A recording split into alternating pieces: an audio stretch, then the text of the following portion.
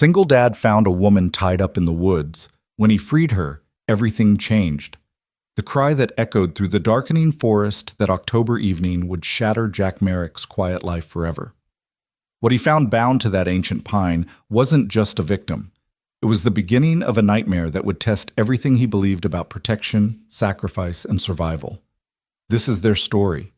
Stay with me until the very end, and comment below with your city so I can see how far this tale has traveled across the world. The shadows stretched long through the Cascade Mountains as Jack Merrick pressed his weathered hiking boot against the accelerator of his Forest Service truck. The dashboard clock glowed 6:47 p.m., 17 minutes past when he should have been home to Sophie. His daughter would be waiting at the neighbor's house, her small face pressed against Mrs. Henderson's kitchen window, watching for his headlights to pierce through the gathering dusk. "Daddy's coming, baby girl," Jack muttered to himself, his calloused hands gripping the steering wheel as the truck rumbled along the narrow fire access road. Pine needles scattered across the windshield, and somewhere in the distance, a crow called out its evening warning. He'd been a forest ranger for 12 years now, ever since he'd come home from his final deployment overseas to find his world had shifted on its axis.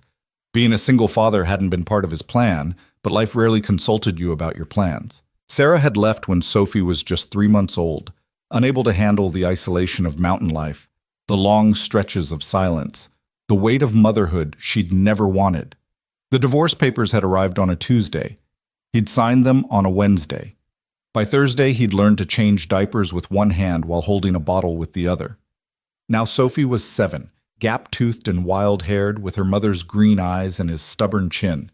She was his entire world, compressed into 52 pounds of endless questions and fierce hugs that smelled like strawberry shampoo and playground dust.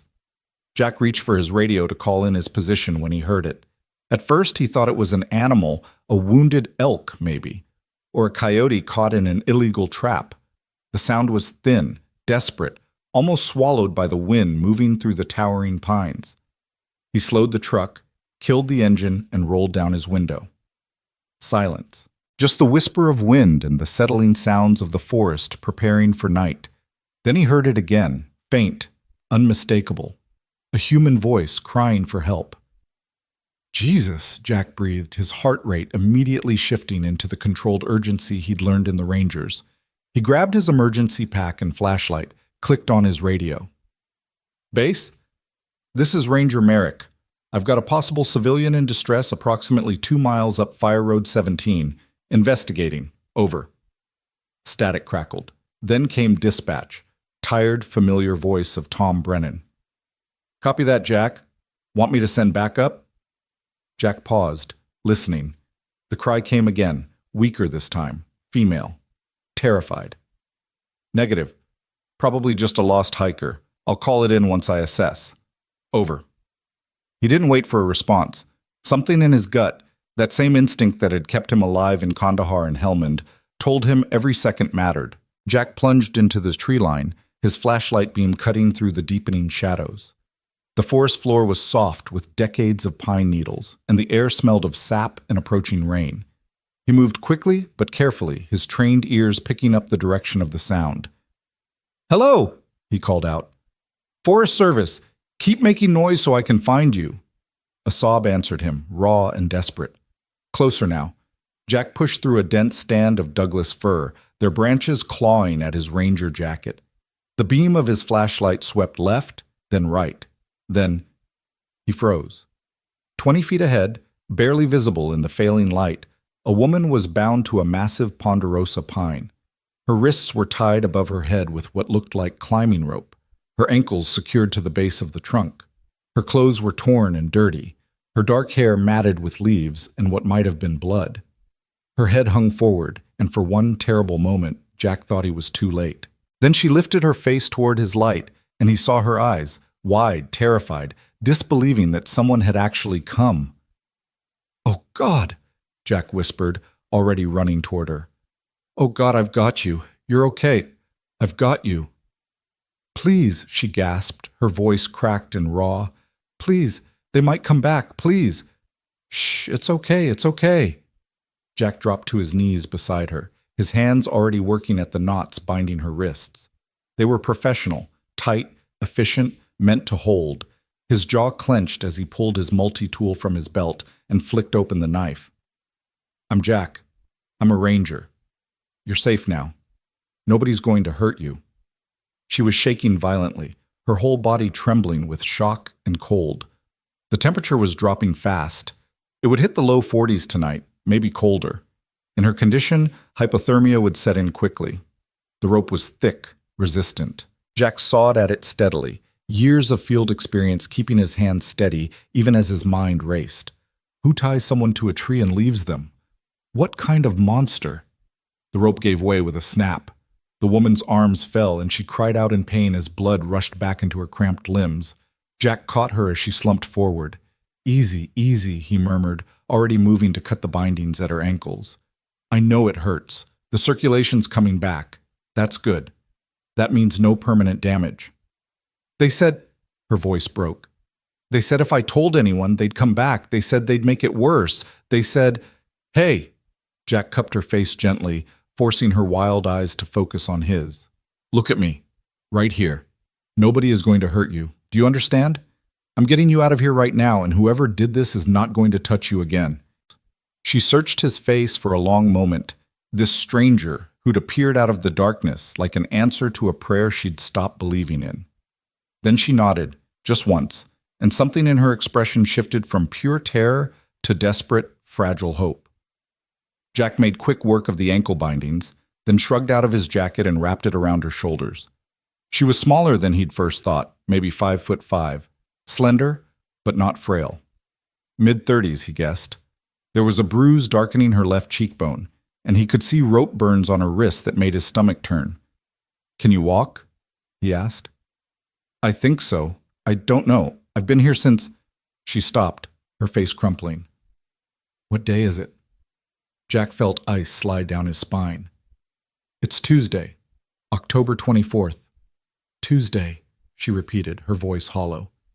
It's been almost 2 days."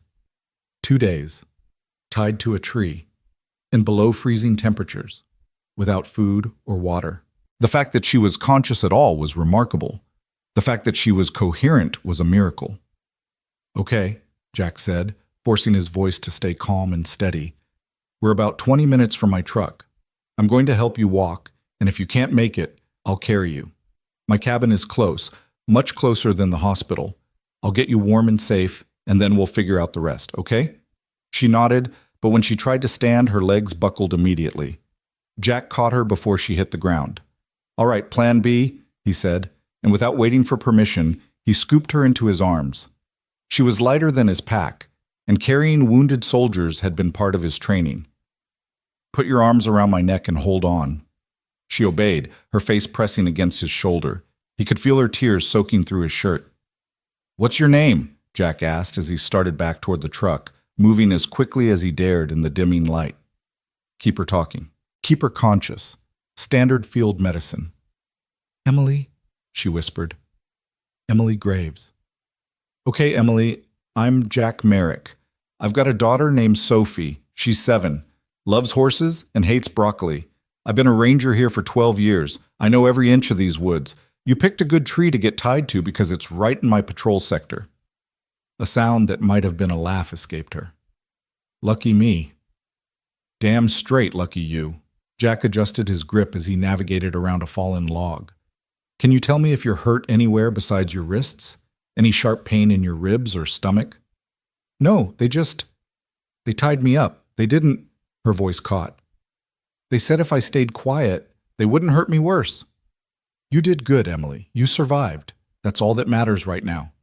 They reached the truck, and Jack carefully settled her in the passenger seat before jogging around to the driver's side.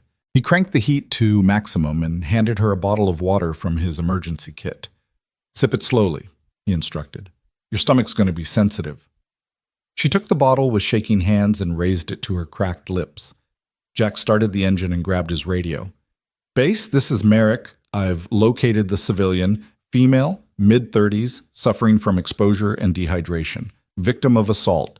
She's conscious and stable. I'm transporting her to my location rather than attempting the drive to town. Conditions aren't safe for that long a trip in her condition.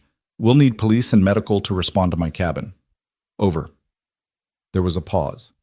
Then, copy that, Jack. I'll dispatch county sheriff and paramedics. ETA approximately 90 minutes given the road conditions. You need anything else? Jack glanced at Emily, who sat huddled in his jacket, the water bottle pressed to her chest like a lifeline. Negative. We're good. Out. The drive to his cabin took 15 minutes along roads that were more suggestion than actual paths. Jack kept one eye on Emily, monitoring for signs of shock. She'd stopped shaking as violently, and the color was slowly returning to her face. Almost there, he said gently. I've got a wood stove, hot food, clean clothes. My daughter's at the neighbor's house, so it'll be quiet. Your daughter, Emily repeated softly.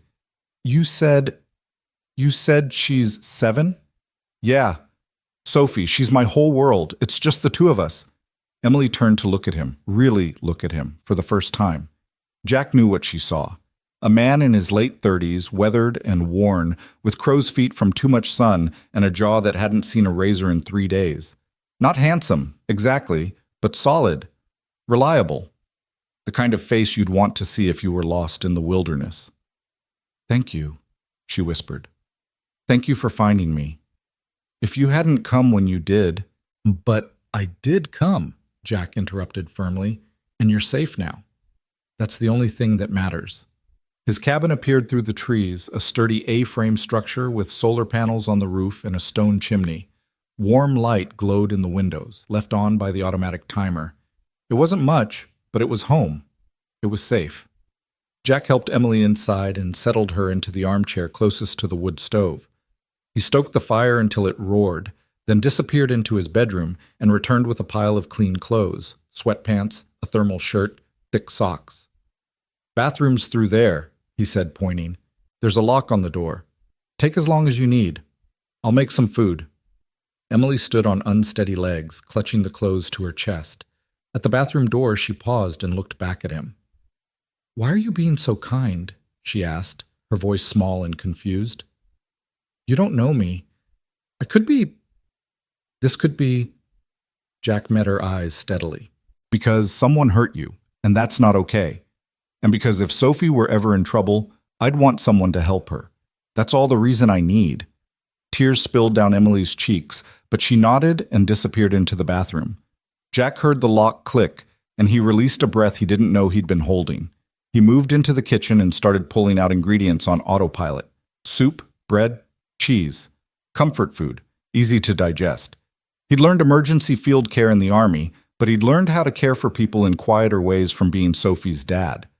Sometimes the best medicine was a warm meal and a safe place to rest. The shower ran for a long time. Jack didn't rush her. He made tomato soup, grilled cheese sandwiches, and heated water for tea. He set the small kitchen table with mismatched plates and napkins. Normal. Ordinary. The kind of evening meal he'd share with Sophie on 1,000 other nights. When Emily finally emerged, she looked different. Her hair was still damp but clean, pulled back in a loose ponytail. The bruise on her cheek stood out starkly against her pale skin, but her eyes were clearer. She'd rolled the sweatpants 3 times at the waist, and the thermal shirt hung loose on her frame. Feel better? Jack asked. I feel human again, she admitted. I didn't think I would, but I do. Good. Come eat. They sat at the small table, and Emily ate slowly, carefully, like someone remembering how food worked.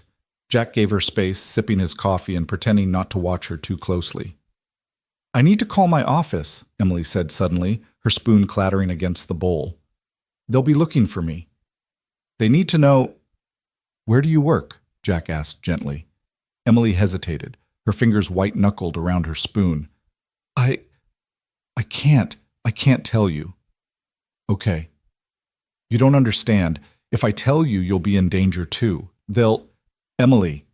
Jack leaned forward, his voice calm but firm. I'm not asking you to explain anything right now. The sheriff will be here in about an hour. You can tell him whatever you feel safe telling him. But right now, you need to eat and rest and let yourself be safe, okay? She stared at him for a long moment, then nodded and returned to her soup. They ate in companionable silence. Outside, the wind picked up, rattling the windows and making the pines creak. The wood stove crackled and popped. It should have felt peaceful, but Jack couldn't shake the tension knotting between his shoulder blades. Something about Emily's fear went deeper than a random attack. The way she'd flinched when he mentioned calling anyone. The terror in her eyes when she said, "They'll come back." Who were they? And why had they left her to die in the woods? After dinner, Jack washed the dishes while Emily curled up in the armchair, a blanket wrapped around her shoulders. She stared into the fire, her expression distant and haunted. "Jack?" she said softly. "Yeah? Do you believe in justice?" The question caught him off guard. He dried his hands on a dish towel and came to sit on the couch near her chair. "I believe in doing what's right. Sometimes that's the same as justice. Sometimes it's not. What if doing what's right puts other people in danger? People you care about?" Jack thought of Sophie, her gap-toothed smile, her fierce hugs, the way she sang off-key in the shower. "I think we do the best we can and try to protect the people we love. But sometimes standing up to something wrong is the only way to keep those people safe in the long run." Emily turned to look at him, and in the firelight, he could see tears tracking down her face. "I thought I could stop them. I thought if I just collected enough evidence, if I could prove what they were doing, but they found out. They always find out." "Who, Emily? Who found out?" She shook her head violently. I can't tell you. If they know you know, they'll hurt you too. They'll hurt your daughter." Jack felt cold settle in his gut. "Are you saying whoever did this to you, they're still looking for you?" Before Emily could answer, headlights swept across the cabin windows. Jack was on his feet instantly, his hand instinctively going to the rifle mounted above the door. But then he heard the distinctive rumble of a police cruiser, and he forced himself to relax. "It's the sheriff," he told Emily. "You're okay." But Emily had gone rigid in her chair, her eyes fixed on the door with the same terror she'd had when he'd found her tied to that tree. "They could have gotten to them," she whispered. "The police, the hospital. Anyone could be working for them. Anyone could—" "Emily, look at me." Jack knelt in front of her chair, blocking her view of the door. "I know Sheriff Morrison personally. He's a good man. He's not going to hurt you, but if you don't want to talk to him, you don't have to. I can ask him to wait until you're ready. It's your choice." A knock sounded at the door. "Jack, it's Tom Morrison. I've got the county paramedic with me." Emily's hands were shaking again. Jack waited, letting her decide. Finally, she took a deep breath and nodded. Okay, but I'm not telling them everything. Not yet." "That's fine. Just tell them what you feel safe sharing." Jack opened the door to find Sheriff Tom Morrison, a bear of a man in his mid-50s, and Carla Santos, the county's only full-time paramedic. They'd both worked these mountains for decades, and their faces showed the concern of people who'd seen too much tragedy in remote places. "She's inside," Jack said quietly. "Her name's Emily Graves. I found her tied to a tree up on Fire Road 17. She's been out there at least 2 days, maybe longer. She's scared, Tom. Really scared." Tom's expression darkened. "Tied to a tree? Jesus Christ, this wasn't some random—" "No, it wasn't random, and I don't think whoever did it is done." The sheriff's hand moved instinctively to his service weapon. "You think they're still in the area?" "I think Emily thinks they are, and I think we should listen to her." They entered the cabin, and Carla immediately went to Emily's side, her professional demeanor softening into gentle concern. "Hey, sweetheart. I'm Carla. I'm just going to check you over, okay? Make sure nothing's seriously wrong. Is that all right?" Emily nodded, and Carla began her examination, checking vitals, looking at the rope burns, asking quiet questions about pain and mobility. Tom pulled Jack aside. "Tell me everything," the sheriff said. Jack recounted the discovery, the drive back, the fear in Emily's voice when she talked about them. Tom listened with the grim focus of a man who'd spent 30 years dealing with the worst humanity had to offer. "She say who did this?" Tom asked. "No, she's terrified to talk. Says if she tells us, we'll be in danger too. Says they could have people everywhere, even in law enforcement." Tom's jaw tightened. That kind of paranoia usually comes from one of two places. Either she's had a psychotic break or she's telling the truth and she's mixed up in something way over our heads. Jack glanced at Emily, who was answering Carla's questions in monosyllables while clutching the blanket like armor. "I don't think she's crazy, Tom. I think she's right to be scared. The sheriff rubbed his weathered face. All right, we'll take her statement here. Keep it low-key. I'll put out a bolo for suspicious vehicles in the area. But Jack, if this is what I think it is, if this is organized crime, or worse, we're going to need federal involvement. This isn't something we can handle with 3 deputies and a prayer. I know. Tom approached Emily carefully, settling his large frame into the chair across from her. Ms. Graves, I'm Sheriff Tom Morrison. I've known Jack here since he moved to these mountains. I want you to know that you're safe, and nothing you tell me leaves this room unless you want it to. Can you tell me what happened to you? Emily looked at Jack and he nodded encouragingly. She took a shaky breath. I was driving on Highway 20, heading east. It was Sunday afternoon. A car pulled up behind me, a black SUV with tinted windows. They followed me for miles. I tried to lose them, but she swallowed hard. They forced me off the road. 3 men. They wore masks. They dragged me out of my car and... Take your time, Tom said gently. They said they had a message for me, that I should have minded my own business, that if I kept digging, they'd do worse than leave me in the woods. Her voice broke. They said they'd make sure no one ever found my body. Carla placed a gentle hand on Emily's shoulder. Did they say what you were supposed to stop digging into? Emily's eyes filled with fresh tears. No, but I know. I know what they meant. What were you investigating, Ms. Graves? Tom asked. The room went silent. Outside, the wind howled through the pines. The fire crackled. Emily's breath came fast and shallow. I'm a senior data analyst for Helix Biosynthetics, she finally said, her voice barely above a whisper. We're a pharmaceutical research company based in Seattle. 3 months ago, I started noticing discrepancies in our clinical trial data. Deaths that weren't being reported, side effects that were being buried. I thought it was just sloppy record-keeping at first, but she looked up at Jack, at Tom, at Carla. It wasn't sloppy. It was deliberate. They were falsifying data to push a drug through FDA approval, a drug that was killing people. And when I tried to report it internally, that's when everything went wrong. Tom leaned forward. You reported this to your supervisors? To my direct supervisor, yes, Dr. Marcus Webb. He told me I was mistaken, that I was misinterpreting the data. But the next day I was reassigned to a different project. And the day after that, my apartment was broken into. Nothing was taken, but all my personal files were gone through. My laptop, my research, everything was... They were looking for evidence, looking to see what I'd copied. Did you copy anything? Jack asked. Emily met his eyes, and in that moment, he saw the answer, saw the determination beneath the fear. Yes, she said. I backed up everything, every file, every spreadsheet, every internal memo. I sent it all to an encrypted cloud server before they could scrub it, and then I ran. I was trying to get to my sister's place in Montana when they caught me. Tom exchanged a heavy glance with Jack. Ms. Graves, what you're describing is corporate fraud on a massive scale, possibly conspiracy to commit manslaughter if people died as a result of this drug. This is way beyond my jurisdiction. You need to talk to the FBI. No, Emily nearly shouted, then caught herself. No federal agents. Not yet. You don't understand how deep this goes. Helix Biosynthetics has contracts with half the government. They fund campaigns. They have lobbyists everywhere. If I go to the FBI, word will get back to them before I can even finish giving my statement. And then I'm dead. Actually dead this time. The words hung in the air like smoke. Carla finished her examination and straightened up.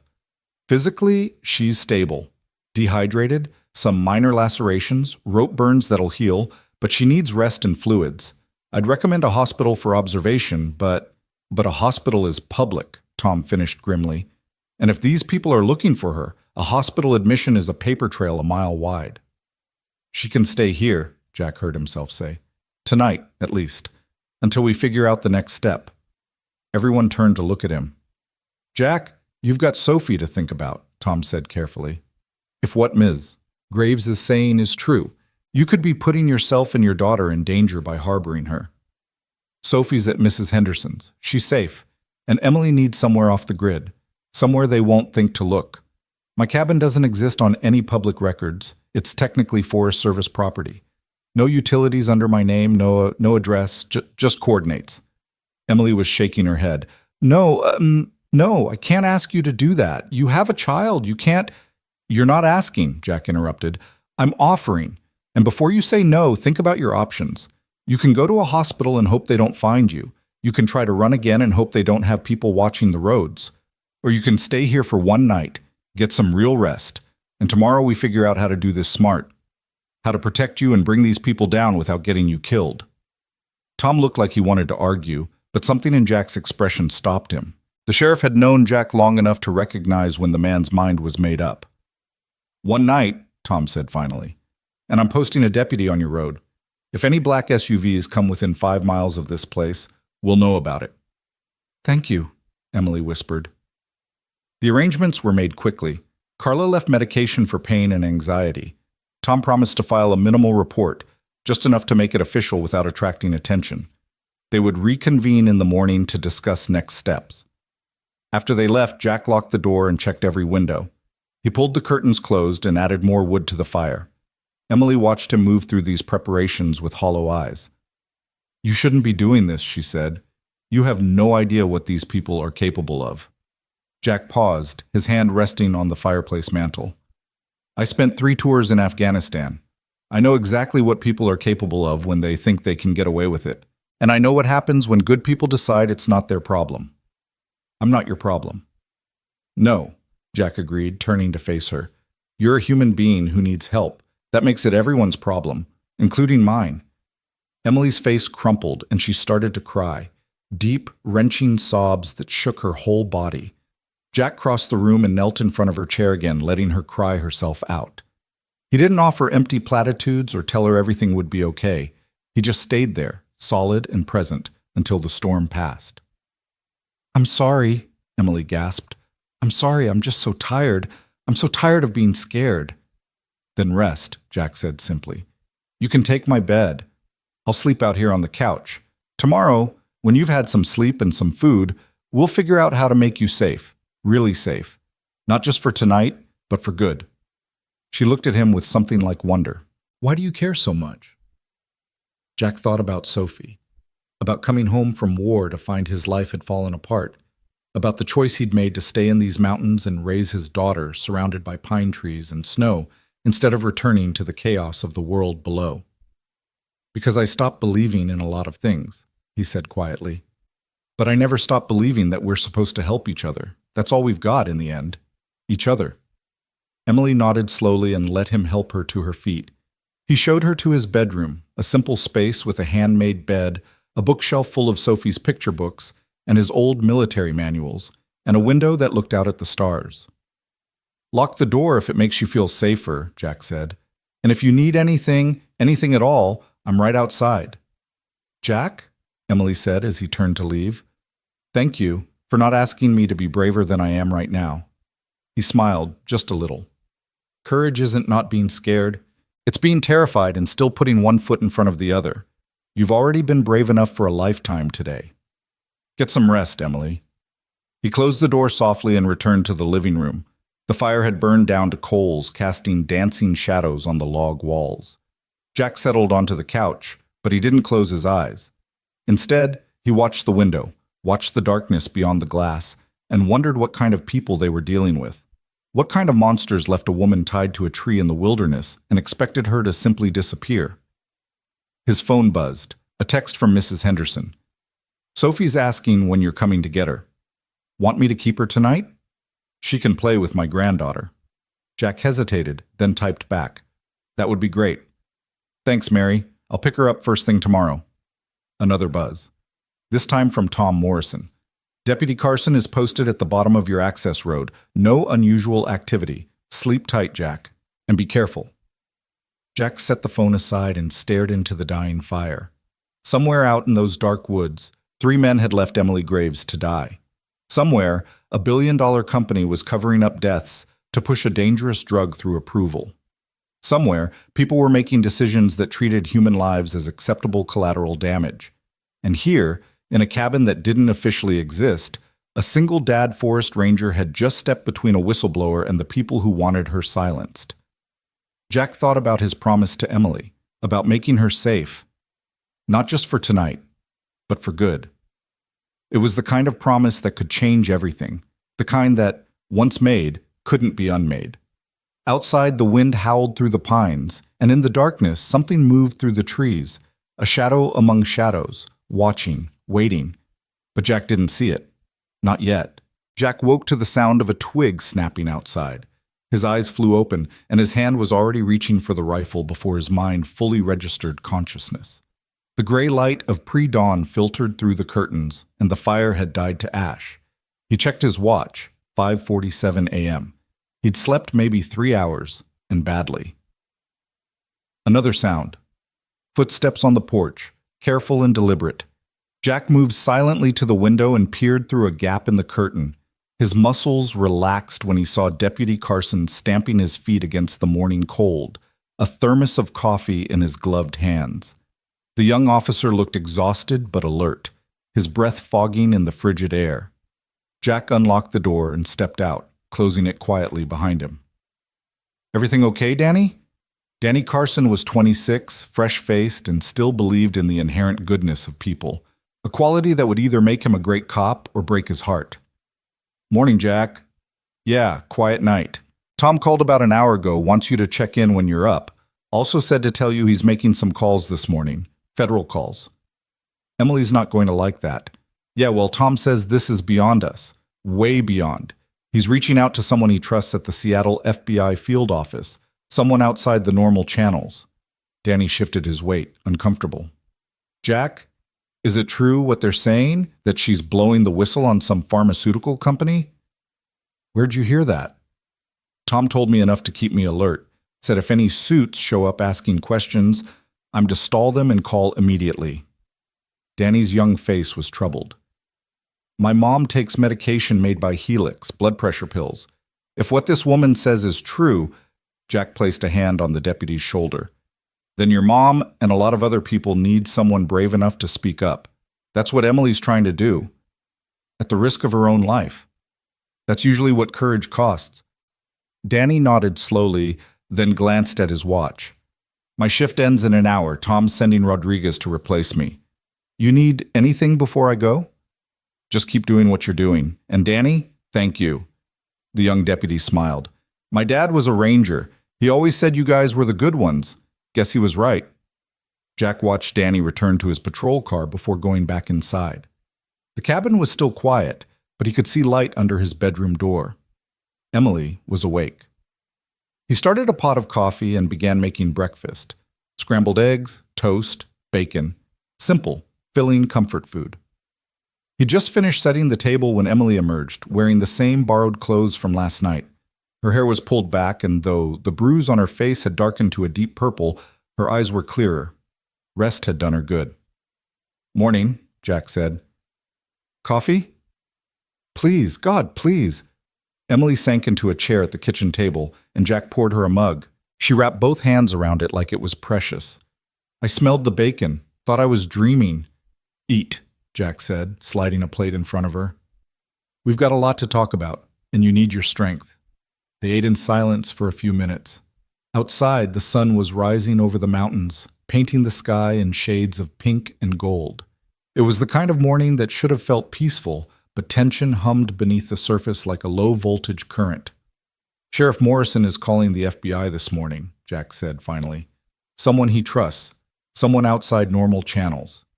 Emily's fork clattered against her plate. "No, Jack, I told you. I know what you told me. But Emily, you can't run forever. And you can't take down a company like Helix Biosynthetics alone. You need help, real help, the kind that comes with federal resources and witness protection." "Witness protection?" Emily laughed bitterly. "You mean hiding for the rest of my life? Always looking over my shoulder? Never using my real name again?" "It's better than being dead." "Is it?" She stood abruptly, pacing to the window. "I had a life, Jack. A career I loved. Friends. A sister who just had a baby. I was supposed to be there when my nephew was born, but I was too scared to go to the hospital because I thought they might be watching. Do you know what it's like to choose between staying alive and being part of your own family? Jack set down his coffee. No, but I know what it's like to make impossible choices. And I know that if you don't do this right, you won't have a choice at all. They'll find you, and next time, there won't be a forest ranger happening by at the right moment. Emily's shoulders sagged. I'm so tired of being scared. I'm tired of running, but I'm also terrified of what happens if I stop. Then let's make sure when you stop running, you're standing somewhere safe. Somewhere they can't reach you. Jack crossed to where she stood. The FBI agent Tom's calling. His name is Marcus Chen. Tom served with his father in Desert Storm. Says Chen's one of the good ones. Straight arrow, hates corruption more than anything. If anyone can help you do this safely, it's him. Emily studied Jack's face for a long moment. Why are you doing this? Really? You could have just called 911 last night and washed your hands of the whole thing. I could have, Jack agreed. But then I'd have to live with knowing I turned away when someone needed help. And I'd have to explain to my daughter why Daddy didn't do the right thing when it mattered. I don't want to have that conversation. A ghost of a smile crossed Emily's face. Your daughter's lucky to have you. I'm lucky to have her. She's the reason I... Jack trailed off, then shook his head. After I came back from Afghanistan, I was lost. Angry at the world. My wife left, and I was suddenly a single father to this tiny human who needed me to have my shit together. Sophie saved my life just by existing, by needing me to be better than I was. Emily returned to the table and sat down heavily. Okay, I'll talk to Agent Chen, but only if Tom vouches for him. And only here, not at some FBI office where anyone could be listening. Fair enough. I'll call Tom and tell him. Jack reached for his phone, but before he could dial, it buzzed with an incoming call. Tom Morrison's name flashed on the screen. Tom, I was just about to... Jack, shut up and listen. The sheriff's voice was tight with urgency. We've got a problem. A big one. I just got a call from state police. They found Emily Graves' car. Jack felt ice slide down his spine. Where? Bottom of a ravine off Highway 20, about 15 miles from where you found her. Someone drove it off the road and tried to make it look like an accident.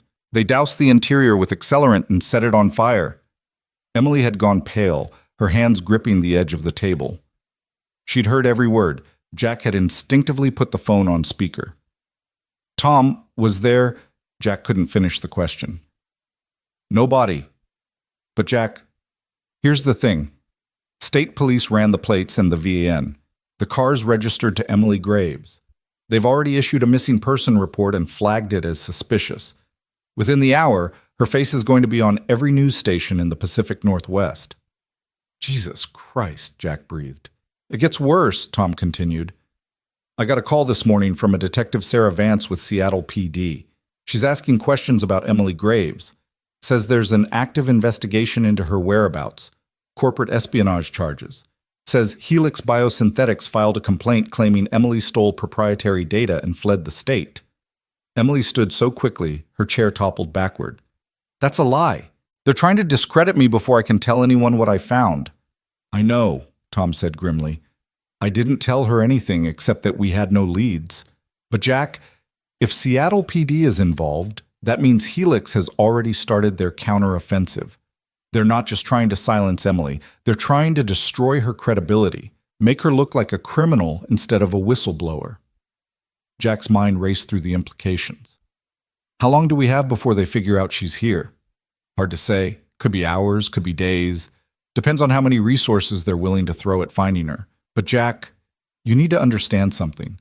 If Helix has deep enough pockets to get Seattle PD to file corporate espionage charges, they've got the kind of reach that can make people disappear. Legally. They'll have her arrested, and once she's in the system, once she's being transported to Seattle in custody. Tom let the sentence hang. Plenty of opportunities for an accident, Jack finished darkly. Exactly. Which is why I'm bringing Agent Chen in immediately. He's driving up from Seattle now. Should be here by noon. In the meantime, I'm doubling the security on your location. Rodriguez is on his way, and I'm pulling in Keisha from her day off. Between the three of us, we'll keep a perimeter. Tom, that's not going to be enough if Helix sends professionals. I know, but it's what we've got until the feds arrive. Just keep your head down and your rifle close. And Jack, If something happens, if they come before Chen gets there, you get Emily out of those mountains. You know those woods better than anyone. Use that. Copy that. And Jack? I'm sorry I got you into this. You didn't get me into anything. I walked in with my eyes open. Jack glanced at Emily, who stood frozen by the window, her arms wrapped around herself. We'll be okay. Just get Chen here as fast as you can. Jack ended the call and set the phone down carefully. The morning sunlight streaming through the windows felt obscene now, too bright and cheerful for the darkness closing in around them. They're going to paint me as a thief, Emily said quietly, still staring out at the mountains. By the time I can tell my side of the story, no one will believe me. They'll say I'm just trying to save myself from prosecution. Classic villain move, really. Steal company secrets, cry whistleblower when you get caught. Except you're not lying. How do you know? Emily turned to face him, her expression anguished. You've known me for less than 12 hours. For all you know, they're right. Maybe I am a corporate spy. Maybe I did steal those files for a competitor. Maybe— Stop, Jack interrupted. I've spent enough time in war zones to recognize the difference between someone lying to save their own skin and someone telling the truth at great personal cost. You're the latter. And more importantly, if you were just a thief, they wouldn't have tied you to a tree in the middle of nowhere and left you to die. They'd have just had you arrested. Emily's eyes filled with tears. What am I going to do? Even if Agent Chen believes me, even if he can protect me, my entire life is destroyed. My career, my reputation, my freedom, it's all gone. Jack crossed to her and took her gently by the shoulders. Your life isn't destroyed. It's changed. There's a difference. And yeah, it's going to be hard. Probably the hardest thing you've ever done. But you're still breathing, Emily. You're still here. And as long as you're alive, there's a chance to make this right. To stop them from hurting other people. How can you be so sure? Because I've been in the dark places. I've seen what giving up looks like, and I've seen what fighting back looks like. You're a fighter, Emily. Otherwise, you wouldn't have backed up those files. You wouldn't have run. You would have just accepted what they told you and gone back to work like nothing was wrong. Emily wiped her eyes with the back of her hand. I wish I could believe that. Then borrow my belief until you find your own again. Before Emily could respond, Jack's phone buzzed again. This time it was a text from an unknown number. This is Marcus Chen, FBI. Sheriff Morrison gave me your number. I'm approximately 90 minutes from your location. Do not move the witness until I arrive. If you see any suspicious vehicles, call 911 immediately and get to a secure location. We'll explain more when I arrive. Jack showed the text to Emily. That's our guy. 90 minutes. We can hold out for 90 minutes. Emily nodded, but her hands were shaking again. Jack guided her back to the chair and poured her more coffee. Tell me about the data you collected, he said. Not the technical details, but the big picture. What exactly is Helix Biosynthetics doing? Emily wrapped her hands around the mug and took a steadying breath. They're developing a drug called Synthorol. It's supposed to be a breakthrough treatment for chronic pain, non-addictive, highly effective, minimal side effects. The potential market is worth billions, but during the Phase 3 clinical trials, people started dying. Not a lot at first, 1 or 2 here and there, heart attacks, strokes, sudden organ failure.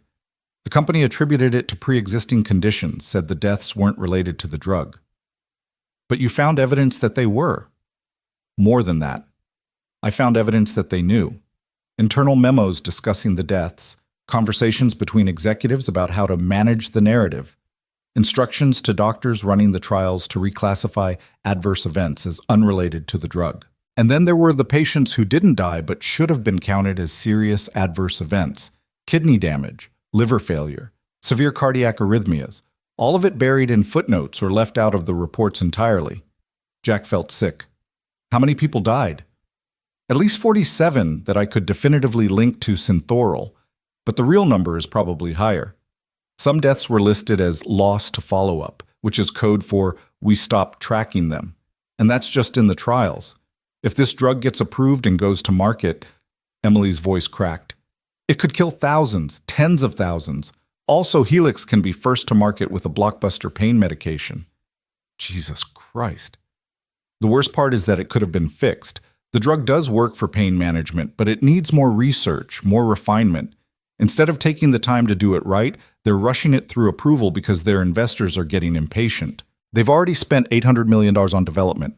If they don't recoup that investment soon, the whole company could collapse. So they're gambling with people's lives. Jack leaned back in his chair, processing. This wasn't just corporate malfeasance. This was mass murder disguised as business as usual. You said you backed up the files. Where are they? Encrypted cloud server.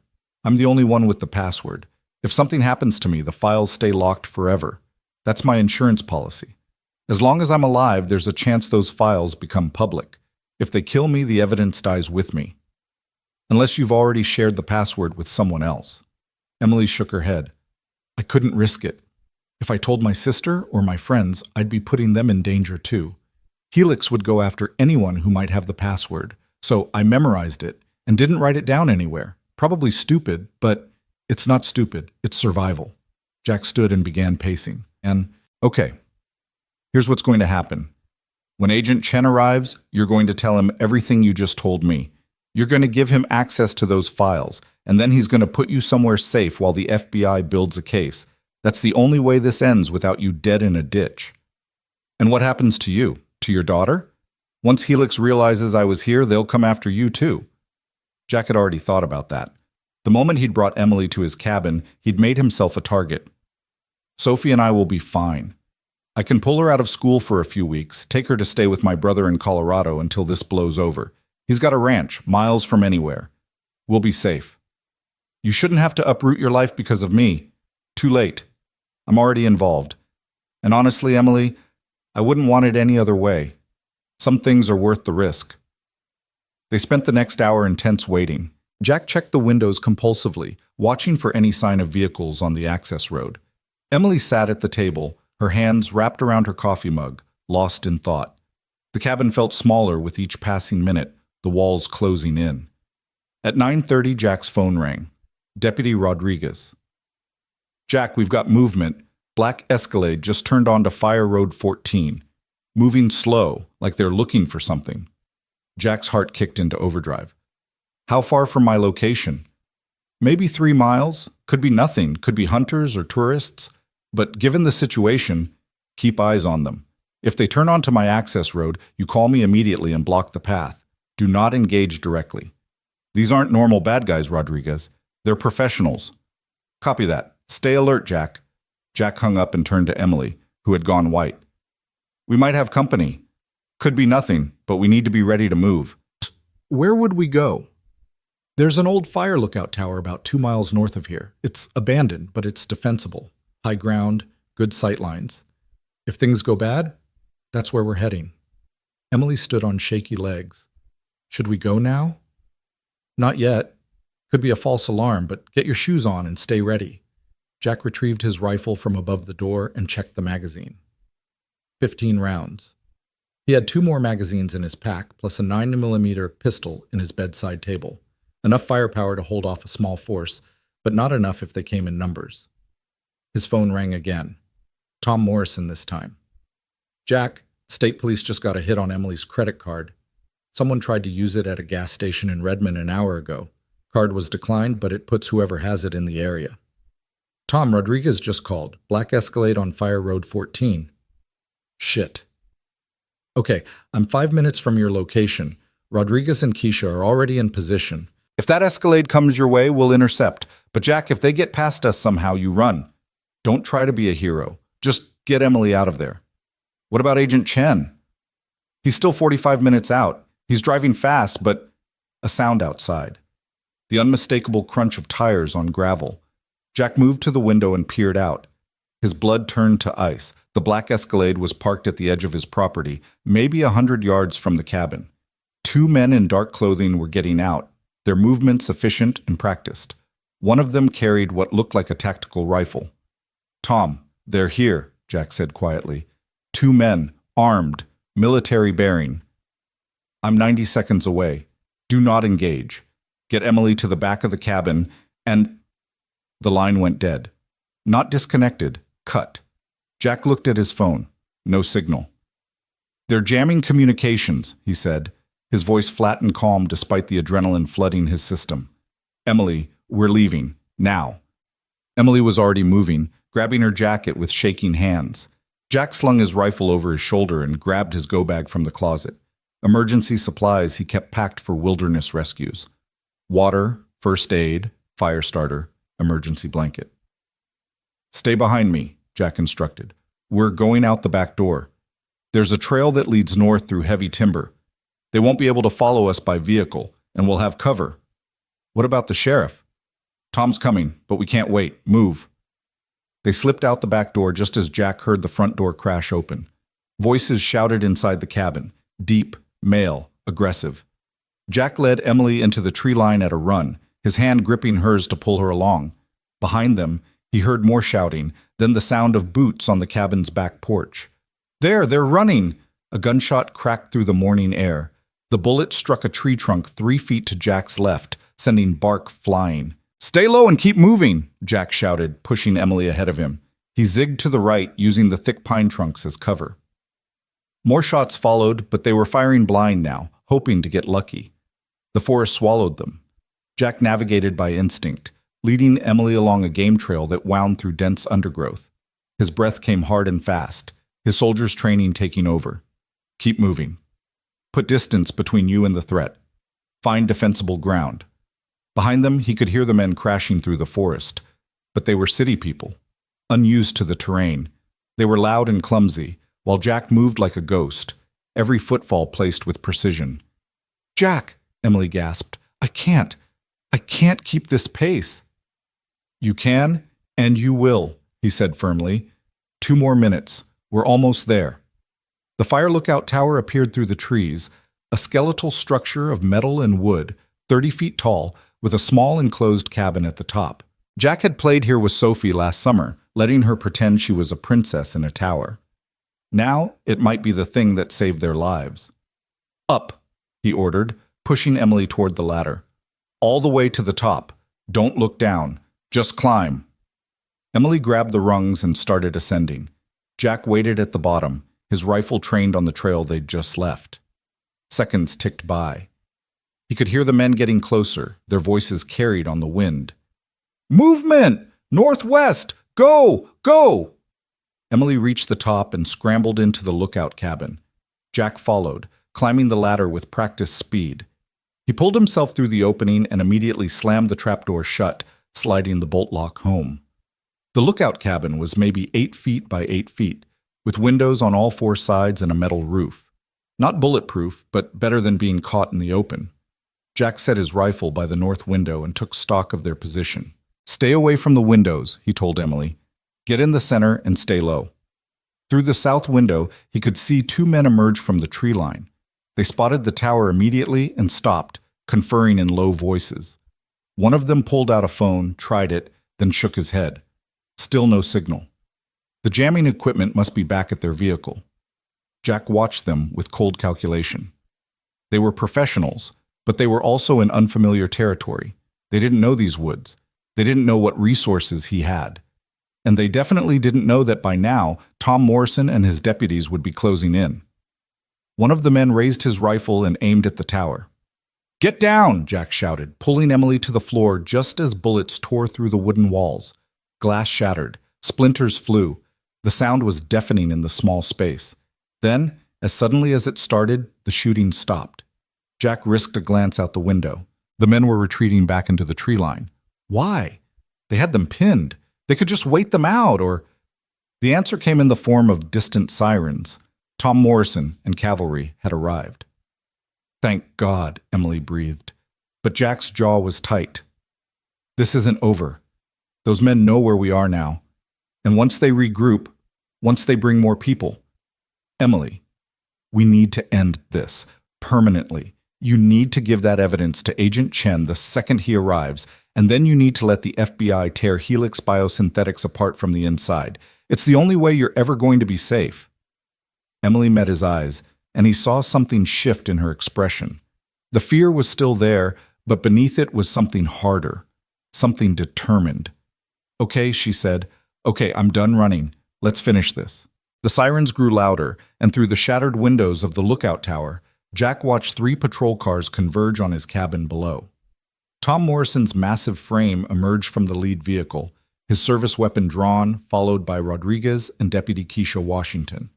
They moved with practiced efficiency, clearing the perimeter while the two armed men had vanished back into the forest like smoke. "They're gone," Jack said, lowering his rifle slightly. "Pulled back when they heard the cavalry coming." Emily remained pressed against the floor, her breath coming in ragged gasps. "Will they come back?" "Eventually, but not right now, not with half the county sheriff's department crawling all over this place." Jack pulled out his phone. Still no signal. "The jamming equipment must still be active. We need to get down there and warn Tom." "But what if those men are waiting? What if they're watching to see who comes out?" Jack considered this, scanning the tree line through each window. The forest was still. Almost too still. Birds that should have been singing their morning songs had gone silent. That was never a good sign. "Tom's not an idiot," Jack said finally. "He'll secure the area before we come down. We just need to wait for his signal." They didn't have to wait long. Within minutes, Tom Morrison appeared at the base of the tower, one hand cupped around his mouth. "Jack, you two okay up there?" "We're fine," Jack called back. "Two shooters, both armed with tactical rifles. They retreated when you arrived. Tom, they're jamming communications. We've got no cell signal." Tom's face darkened. "That explains why you didn't answer your phone. Hang tight. We're going to sweep the immediate area, then we'll get you down." Jack watched as the three deputies fanned out, moving through the forest with weapons raised. They were good cops, dedicated and brave, but they were small-town law enforcement facing off against what appeared to be professional mercenaries. The mismatch in training and resources was stark and terrifying. "Jack," Emily said quietly from her position on the floor, "those men, they weren't just hired muscle. The way they moved, the weapons they carried, the tactical gear. That cost serious money. Helix didn't just send someone to scare me, they sent people to make me disappear." "I know. You could have been killed. You almost were killed. And for what? For someone you don't even know?" Jack turned from the window to look at her. Her face was smudged with dirt, her borrowed clothes torn from their flight through the forest. But her eyes held a fierce clarity that hadn't been there the night before. "My unit had a saying in Afghanistan," Jack said. "We didn't always agree on politics or religion or what we were even doing there. But we agreed on one thing. You don't leave people behind. You don't walk away when someone needs help. That's not about knowing them. That's about knowing yourself." Emily's eyes filled with tears, but she blinked them back. "I wish I'd met someone like you before all this started. Before I became a liability to everyone who gets near me." "You're not a liability. You're a witness. There's a difference." A sharp whistle from below interrupted them. Tom Morrison stood at the base of the tower, waving them down. "Clear. Come on down, but stay alert." Jack helped Emily to her feet and unbolted the trap door. "I'll go first, then you follow. Keep your hands on the rails at all times. Don't look down." The descent seemed to take forever, each rung of the ladder a small eternity. Jack's muscles were tight with tension, half expecting another gunshot to ring out from the forest. But they reached the ground without incident, and Tom immediately ushered them toward his patrol car. "Rodriguez found tire tracks leading back to Fire Road 14, Tom said, his voice low and urgent. "Professional tread pattern, probably off-road rated. These guys knew what they were doing. Also found this." He held up a small black device about the size of a deck of cards. "Military-grade signal jammer, effective radius of about half a mile. They planted it near your cabin." "Jesus," Jack breathed. "Tom, who are we dealing with here?" "I was about to ask you the same thing, because whatever this is, it's way above my pay grade." Tom opened the back door of his cruiser. "Get in, both of you. We're going to the station. Agent Chen should be there in about 20 minutes, and we need to have this conversation in a place with thick walls and multiple exits." Emily hesitated at the car door. "What about Jack's daughter? If these people know where he lives, they might—" "Already thought of that," Tom interrupted. "Called Mary Henderson 15 minutes ago. She's taking Sophie and her granddaughter to her sister's place in Spokane. Won't tell anyone where they're going, not even me. Sophie will be safe." Relief flooded through Jack so intensely it made him dizzy. "Thank you, Tom." "Don't thank me yet. We're still neck-deep in a situation that could get a lot of us killed." Tom's radio crackled, and he grabbed it. "Morrison here. Sheriff, this is Keisha. You need to see this. Back of Merrick's cabin. Now." Tom's jaw tightened. "On my way. You two stay in the car. Lock the doors. If anything happens, Rodriguez has the keys. He'll get you out of here." Jack didn't like being sidelined, but he understood the logic. He and Emily climbed into the back seat, and Tom locked them in before jogging toward the cabin with his hand on his weapon. "What do you think they found?" Emily asked, her voice small. "Nothing good." They sat in tense silence, watching through the car windows as Tom disappeared around the back of the cabin. Minutes ticked by. Jack's mind raced through possibilities, each worse than the last. Had the men left something behind? A bomb? A threat? When Tom finally reappeared, his face was grim. He climbed into the driver's seat and started the engine without a word. "Tom," Jack prompted, "what did Keisha find?" The sheriff met Jack's eyes in the rearview mirror. "Photos. Dozens of them, pinned to your back door with a knife. Photos of Sophie, at school, at the playground, at Mary Henderson's house. They've been watching your daughter, Jack." The world tilted. Jack felt like he'd been punched in the gut, all the air driven from his lungs. "They what?" "The message is clear," Tom continued, his voice hard. "They know where Sophie is. They know her routine. They're telling you that helping Emily Graves puts your daughter in danger." Jack's hands curled into fists. A cold, dark rage filled him, the kind he hadn't felt since the war, since the day his unit had found a school being used as a weapons cache by insurgents who didn't care about the children inside. That same primal fury, that bone-deep need to protect the innocent from evil. "Those pictures," Emily said, her voice shaking. "Did they have dates? Times?" "Most were from the last 3 days," Tom said, "but a few go back almost a week. They've been planning this, watching and waiting for the right moment." Emily's face crumpled. Oh, God, Jack, I'm so sorry. I should never have. You should have just left me in those woods. You should have." "Stop," Jack said, his voice cold and hard. "Don't you dare apologize for being a victim. And don't you dare suggest I should have left you to die. These people, whoever they are, they made their choice when they decided human lives were worth less than corporate profits. They made their choice when they tied you to that tree. And they made their choice when they threatened my daughter. Jack, no. Listen to me, Emily. I'm not backing down. I'm not scared off by threats. What I am is done playing defense. It's time we went on the offensive." Tom pulled out onto the main road, his eyes constantly checking the mirrors. "What are you thinking?" "I'm thinking that Helix Biosynthetics is used to people being afraid of them, used to threats working. They send their goons, wave around some scary pictures, and people fold. But they made a mistake this time. They threatened my daughter, and that means they've given me permission to take off the gloves." Emily leaned forward in her seat. "Jack, what are you saying?" "I'm saying we stop waiting for them to make the next move. We take the fight to them. You've got evidence that could destroy this company, right? Files that prove they falsified clinical trial data, buried deaths, committed fraud on a massive scale? Yes, but then we don't sit around waiting for Agent Chen to build a case over the next 6 months while these people hunt you.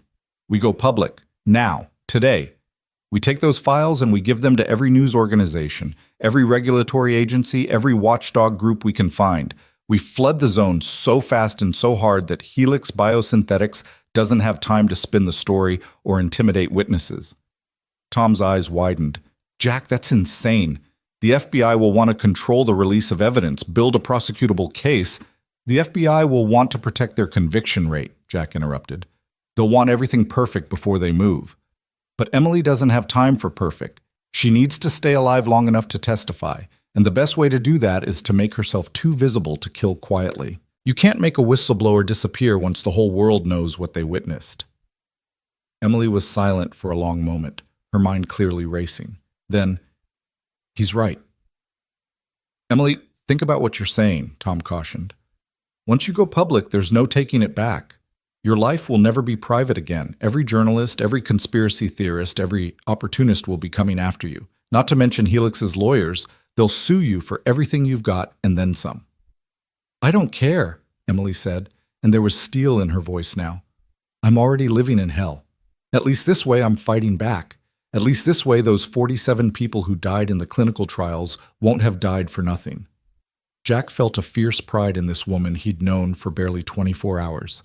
Somewhere between the terror of being found in the woods and the gunfire at the tower, Emily Graves had found her spine. Then we do it, Jack said. Tom, how far are we from the station? 10 minutes. And Agent Chen? Should be arriving right around the same time we do. Good. Then here's what's going to happen. Emily gives Chen full access to all the files she backed up. She cooperates completely with the FBI investigation. But simultaneously, we contact every major news outlet. The New York Times, Washington Post, 60 Minutes, whoever will listen. We give them the story and enough evidence to run with it. By tonight, Helix Biosynthetics will be the top story on every news channel in the country. And what about Sophie? Tom asked quietly. What about your daughter, Jack? If you do this, if you make yourself part of this story, you'll be painting a target on both your backs. Jack had already thought about that, had run through the scenarios in his mind during the silent ride. Sophie stays in hiding until this is over, and I stay with Emily. I become her bodyguard, her witness to what she experienced. I make myself part of the story too, so that if something happens to me, it only adds credibility to her claims. I become insurance. That's not your job, Emily protested. You're a father. You should be protecting your daughter, not... I am protecting my daughter, Jack said firmly. By making sure the people who threatened her learn that threats don't work. By teaching Sophie that sometimes doing the right thing means taking risks, and by making damn sure that a company that values profits over human lives doesn't get away with murder. The sheriff's station appeared ahead, a modest brick building that served a county of fewer than 15,000 people. Two unfamiliar vehicles were parked in the lot, a black sedan with government plates and a news van from the local ABC affiliate. Looks like the circus has already started, Tom muttered. That news van is probably here about Emily's car being found. The local reporters have been calling all morning. Perfect, Jack said. That means the infrastructure is already in place. We just need to give them a bigger story. They pulled into the lot and Tom killed the engine. Last chance to change your mind, he said, looking at Emily in the rearview mirror. Once we walk through those doors, once you start talking to federal agents and reporters, there's no going back. You need to be sure. Emily's hand found Jack's, and she squeezed it tightly. I'm sure. For the first time since this nightmare started, I'm absolutely sure. They climbed out of the car just as a man in a dark suit emerged from the station. He was Asian American, mid-40s, with sharp eyes that missed nothing.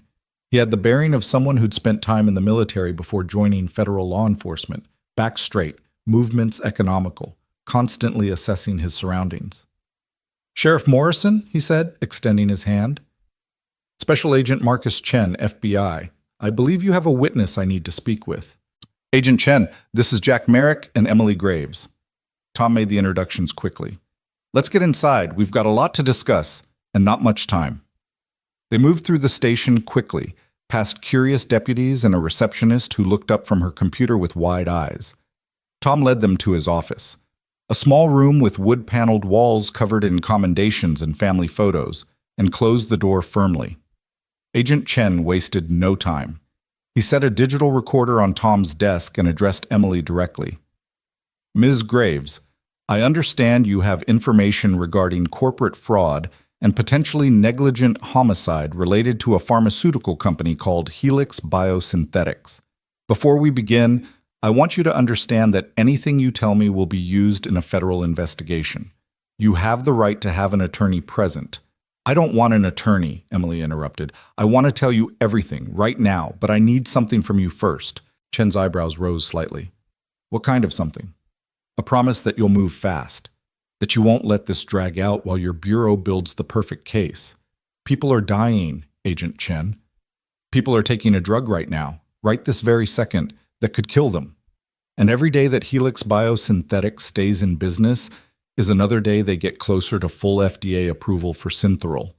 Once that happens, once it hits the market, the death count will be in the thousands. Chen studied her for a long moment. Ms. Graves, I can't promise you speed in a federal investigation. There are procedures, protocols, then we'll do it without you, Jack said bluntly. We'll take everything Emily has and we'll go public. Today. Within hours, every news organization in the country will have the story. And yes, that might compromise your investigation, and yes, it might make building a criminal case harder. But at least people will know. At least the FDA will have to pause the approval process while they investigate. Chen's expression hardened. Mr. Merrick, I understand you're trying to protect Ms. Graves, but what you're suggesting is incredibly dangerous. Going public without law enforcement protection, without a carefully planned strategy, you'd be making yourselves targets for every lawyer and spin doctor Helix can afford. Not to mention putting witnesses at risk, potentially contaminating evidence. We're already targets, Emily said quietly. They tied me to a tree and left me to die. This morning they shot at us.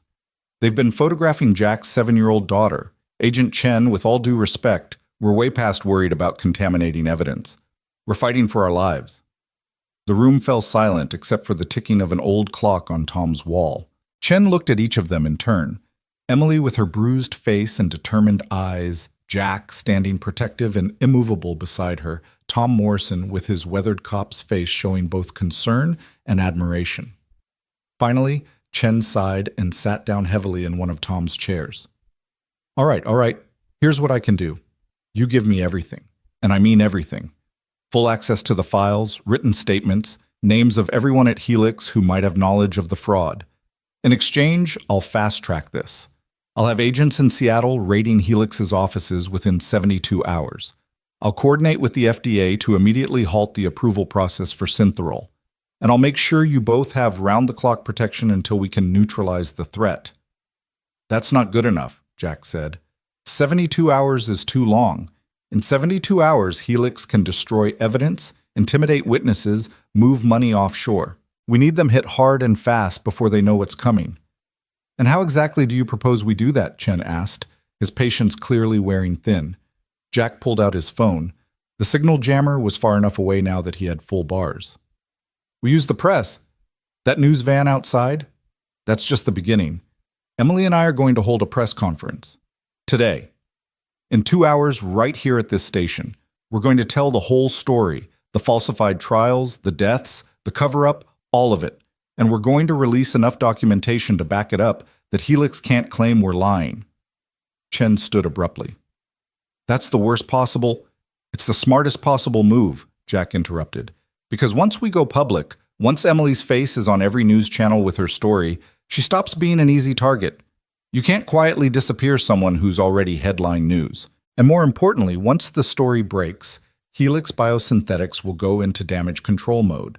They'll be too busy trying to save their stock price and reputation to worry about hunting Emily down. Or they'll double down on silencing her, Chen shot back. Make an example out of her to discourage other whistleblowers. Then you better make sure your protection detail is good, Jack said coldly, because we're doing this, with you or without you. But I'd much rather have the FBI on our side when the shit hits the fan. Emily touched Jack's arm gently. Agent Chen, I know this isn't how you want to handle this. I know it's messy and risky and probably breaks half a dozen protocols. But Jack's right about one thing. I'm done hiding. I'm done being afraid. If I'm going to die, I want to die fighting. I want those 47 people who died in the trials to mean something. Please, help us do this right. Chen looked at her for a long moment, and something in his expression softened. He'd been in law enforcement long enough to recognize genuine courage when he saw it. If we do this, he said slowly, if we go public this fast, we need to be smart about it. We can't just dump raw data and hope the press figures it out. We need a narrative. We need key documents that are irrefutable. And we need you, Ms. Graves, to be prepared for the absolute media circus that's about to descend on your life. Emily looked at Jack, and he saw all the fear and uncertainty that had defined the last few days crystallize into something harder, something unbreakable. I'm sure, she said. Let's burn them down. The next 2 hours were a whirlwind of activity. Chen made calls, bringing in resources from the Seattle field office. A media consultant arrived, a sharp-eyed woman named Diana Ross, who'd handled dozens of high-profile FBI press conferences. A team of 4 agents set up a protective perimeter around the station, and Emily, with Jack's steadying presence beside her, began the process of organizing her evidence into a coherent, devastating narrative. She pulled up her encrypted cloud server on Tom's desktop computer, typing in a password that seemed to take forever. When the files finally loaded, even Chen let out a low whistle. This is comprehensive, he said, scrolling through folder after folder of documents. Trial data, internal memos, financial records, email chains between executives. Ms. Graves, how did you get access to all this? I was the senior data analyst, Emily explained. I had legitimate access to most of it as part of my job. The rest I obtained through less official channels. Logged into systems I technically wasn't supposed to be in, copied files from shared drives that most people didn't know existed. That's going to be a problem legally, Chen said. Defense attorneys will argue the evidence was obtained illegally, that it's inadmissible. That's why we're going public first, Jack interjected. Let the court of public opinion see the evidence before lawyers can bury it in motions and technicalities. By the time this goes to trial, the damage to Helix will already be done. Diana Ross had been studying Emily with a critical eye. We need to get her cleaned up before the press conference. No offense, Ms. Graves, but you look like you've been through hell, which is good for sympathy, but bad for credibility. People need to see you as a competent professional, not a victim. She is a victim, Jack said sharply. I know that, you know that. But the public needs to see her as a heroic whistleblower, not someone who needs rescuing. It's unfair, but it's how the media works. Diana turned to Emily. There's a bathroom down the hall. I brought some clothes, makeup, basic styling tools. Let's make you look like the serious scientist you are. Emily nodded and followed Diana out of the office, leaving Jack alone with Chen and Tom. She's remarkable, Chen said quietly once they were gone. Most people would have crumbled by now, but she's still fighting. She's stronger than she knows, Jack agreed, and she deserves better than to spend the rest of her life looking over her shoulder. That's assuming she survives the next few weeks, Chen said grimly. Jack, I need you to understand something. Once we do this press conference, once Emily's face is everywhere, Helix Biosynthetics is going to throw everything they have at discrediting her. They'll dig up every mistake she's ever made, every bad decision, every embarrassing moment from her past. They'll try to paint her as mentally unstable, as a disgruntled employee, as someone with an axe to grind. And they might come after you too, questioning your motives, suggesting you're trying to be a hero for attention or money. Let them try, Jack said. I've been through worse. Have you? Have you ever had your entire life dissected by hostile lawyers and aggressive journalists? Have you ever had strangers on the internet digging through your divorce records, your military service, your parenting choices? Because that's what's coming, Jack. For both of you. Jack met Chen's eyes steadily. I spent 3 tours in Afghanistan watching good people die for reasons that never made sense. I've carried wounded soldiers through minefields. I've made decisions that cost lives and saved lives in equal measure. You want to talk about having my life dissected? Fine. Let them look. They'll find a man who isn't perfect, but who tried his best to do right by the people who depended on him. If that's not good enough for the court of public opinion, then that says more about them than it does about me. Chen studied him for a moment, then nodded slowly. Okay. You're in this for real. Good. Because Emily's going to need someone who won't fold when things get ugly. And they will get ugly, Jack. I can promise you that. Tom's desk phone rang and the sheriff picked it up. Morrison. Yeah. Wait, what? When? Shit. Okay, I'm sending deputies now. He slammed the phone down, his face pale. That was dispatch. There's been an explosion at Jack's cabin. Fire department is responding now, but the entire structure is engulfed. Jack felt his stomach drop. Anyone hurt? No, the cabin was empty, thank God, but Jack, it's gone. Everything you owned is just stuff, Jack finished, though his chest felt tight. Stuff can be replaced.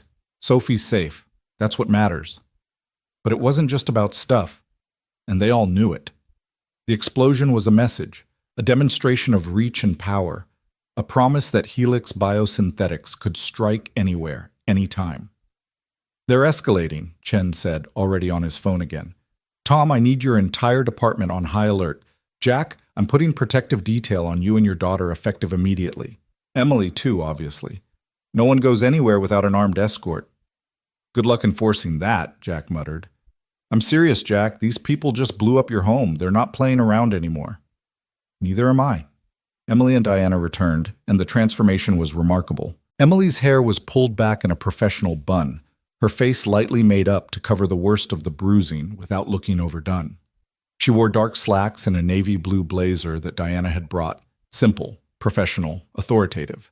She looked like what she was, a scientist with something important to say. "How do I look?" Emily asked, and Jack could hear the nervousness beneath her steady voice. "Like someone the world needs to listen to," he said honestly. Diana checked her watch. 30 minutes until we go live. Let's run through the key points one more time. Emily, you're going to start with a brief statement, no more than 3 minutes. Hit the highlights. Who you are, what you discovered, why you're coming forward. Then we open it up for questions. I'll be standing off to the side, and if I make this signal, she touched her ear.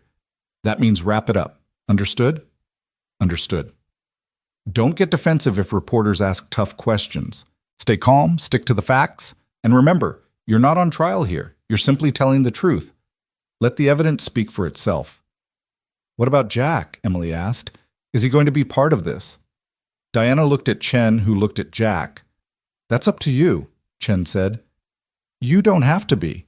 We can keep you as an unnamed Good Samaritan, protect your identity. No, Jack said. I'm standing with her. If they're going to come after Emily, they'll have to go through me first. Might as well make that public from the start. Then we need to prepare you too, Diana said. Jack, when reporters ask why you got involved, what are you going to say? The truth, that I found someone who needed help and I couldn't walk away. Good, simple, honest, relatable. Don't elaborate unless pressed. And Jack, when they ask about the explosion at your cabin, about your daughter being in danger, keep your emotions in check. I know that's hard, but any display of anger or fear gives them a narrative they can run with. Protective father driven by revenge, that kind of thing. I am driven by revenge, Jack said quietly. They threatened my daughter. They destroyed my home. I'm not going to pretend I'm some kind of saint in all this. You don't have to be a saint, Diana countered, but you need to be the kind of hero people can relate to. Not Rambo, not a vigilante, just a good man doing the right thing under impossible circumstances. Jack wanted to argue, but he saw the wisdom in her words. This wasn't just about stopping Helix biosynthetics. It was about controlling the narrative, about making sure Emily's truth couldn't be buried or distorted. All right, he said, I'll play it your way. For now. The press conference was set up in the station's community room, a space normally used for town halls and public meetings. News crews had arrived from Seattle, Spokane, and Portland, along with stringers from national outlets. The room buzzed with energy and anticipation. Word had spread fast that something big was breaking. Jack stood in the hallway with Emily, both of them watching through a window as reporters set up cameras and tested microphones. Emily's hands were shaking again, and she kept taking deep breaths. You don't have to do this, Jack said softly. Even now, you can walk away. Let Chen handle it through official channels. And spend the rest of my life wondering if those 47 people died for nothing? Emily shook her head. No. This is what I have to do. This is the only way I'll ever be able to sleep again. Then I'll be right there beside you. She turned to look at him, and there were tears in her eyes. Why, Jack? Why are you doing this? Really? You've already lost your home. Your daughter's in hiding. You could still walk away, tell them you were just a forest ranger who found someone in the woods, and handed them off to the proper authorities. So why are you still here? Jack thought about Sophie, about the world he wanted her to grow up in, a world where people stood up to bullies and corporations couldn't buy their way out of accountability, a world where doing the right thing mattered more than doing the safe thing. Because I want my daughter to be proud of her father, he said simply, and because someone a long time ago told me that the only thing necessary for evil to triumph is for good people to do nothing. I guess I never forgot that. Emily wiped her eyes carefully, trying not to smudge Diana's carefully applied makeup. Your daughter already has every reason to be proud. You know that, right? I hope so. Diana appeared at the end of the hallway, making hand signals. It was time. Jack took Emily's hand and squeezed it once. Remember, you're not on trial. You're just telling the truth. That's all anyone can ask of you. They walked into the community room together, and the flash of cameras was instantaneous and overwhelming. Questions were shouted from every direction, but Diana stepped forward to the microphone first. Ladies and gentlemen, thank you for coming on such short notice. I'm Diana Ross with the FBI's Seattle field office. We have a significant statement to make regarding ongoing corporate fraud and potential criminal negligence in the pharmaceutical industry. Ms. Emily Graves will be making a statement, after which we'll take limited questions. Please hold all questions until she's finished. Diana stepped aside and Emily approached the microphone. For a moment, she just stood there, looking out at the sea of cameras and faces. Jack could see her hands gripping the sides of the podium, knuckles white. Then she took a breath and began to speak. My name is Emily Graves.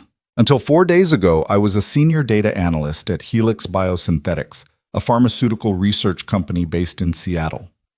I'm here today to tell you about a drug called Synthorol, and about the people who died during its clinical trials, people whose deaths were hidden, whose suffering was minimized, whose lives were deemed acceptable losses in the pursuit of corporate profits. Her voice was steady now, gaining strength with each word. Jack stood just off to the side, close enough that she could see him if she needed reassurance, far enough that the cameras would focus on her. 3 months ago, I began noticing irregularities in the clinical trial data for Synthorol, deaths that were listed as unrelated to the drug, severe adverse events that were reclassified as minor complications, patients who were marked as lost to follow-up when they had actually suffered catastrophic organ failure. At first, I thought these were clerical errors, data entry mistakes. But as I dug deeper, I realized they were deliberate falsifications designed to hide the fact that Synthorol was killing people. A murmur ran through the assembled reporters. Cameras clicked furiously. I documented everything, Emily continued. Internal memos discussing how to manage negative trial results, email chains between executives debating whether to report deaths to the FDA, financial projections showing that delaying the drug's approval would cost the company billions in lost revenue and investor confidence. And I backed up all of this data before the company could destroy it. She paused, looking directly into the cameras. At least 47 people died during Synthorol's clinical trials. 47 mothers, fathers, sons, daughters, people who trusted that the drug being tested on them had gone through proper safety protocols. People who died so that Helix Biosynthetics could meet their quarterly earnings projections. Emily's voice wavered for just a moment, and Jack saw her grip the podium tighter. He gave her a slight nod. She was doing perfectly. When I tried to report these findings internally, I was reassigned to a different project. My apartment was broken into. And then 4 days ago, 3 men forced me off the road, drove me into the woods, tied me to a tree, and left me to die. They told me this was a message, that if I kept digging, they would make sure no one ever found my body. The room had gone completely silent. Even the cameras had stopped clicking. I was found by Jack Merrick, a forest ranger, who risked his own life to save mine. And this morning, those same people who left me to die came back. They shot at us. They destroyed Mr. Merrick's home, and they've been photographing his 7-year-old daughter as a threat to keep us silent. Emily's eyes blazed with an anger that made her look formidable rather than afraid. But we're not going to be silent. I have evidence of massive fraud, criminal negligence, and conspiracy to conceal information from federal regulators. And starting today, that evidence is being turned over to the FBI, the FDA, and the media.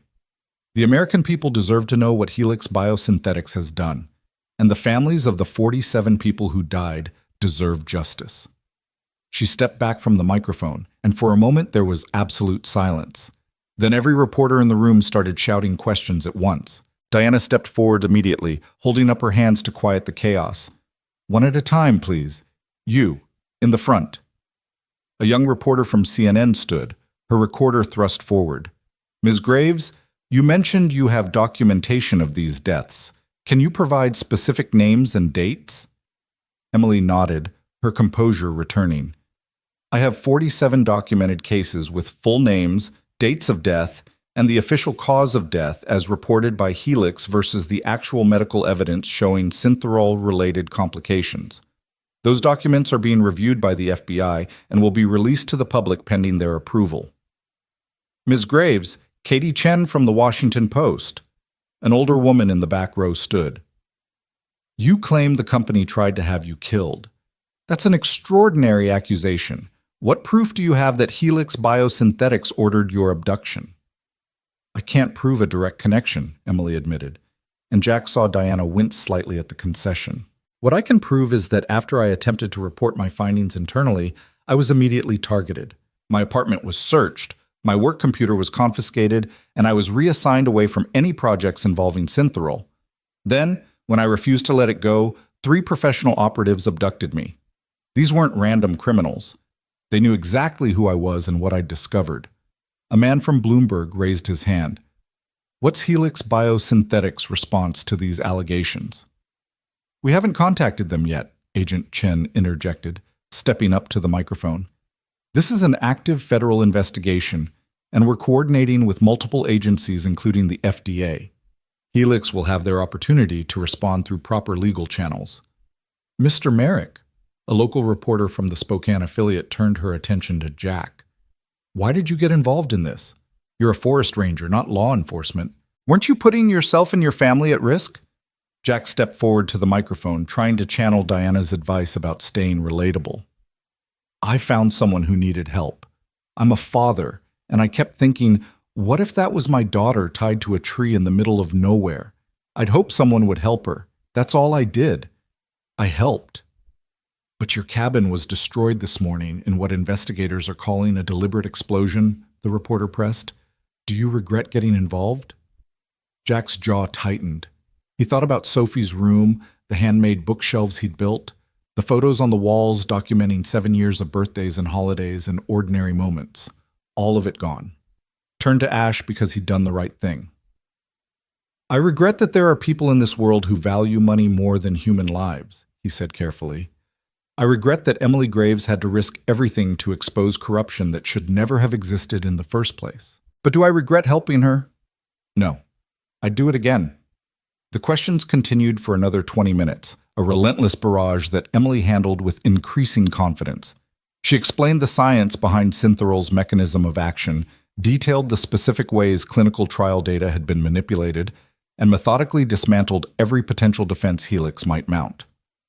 Jack watched her transform from a frightened woman in borrowed clothes to a formidable force armed with truth and righteous anger. Finally, Diana called an end to the conference. That's all we have time for today. Ms. Graves will not be available for individual interviews at this time.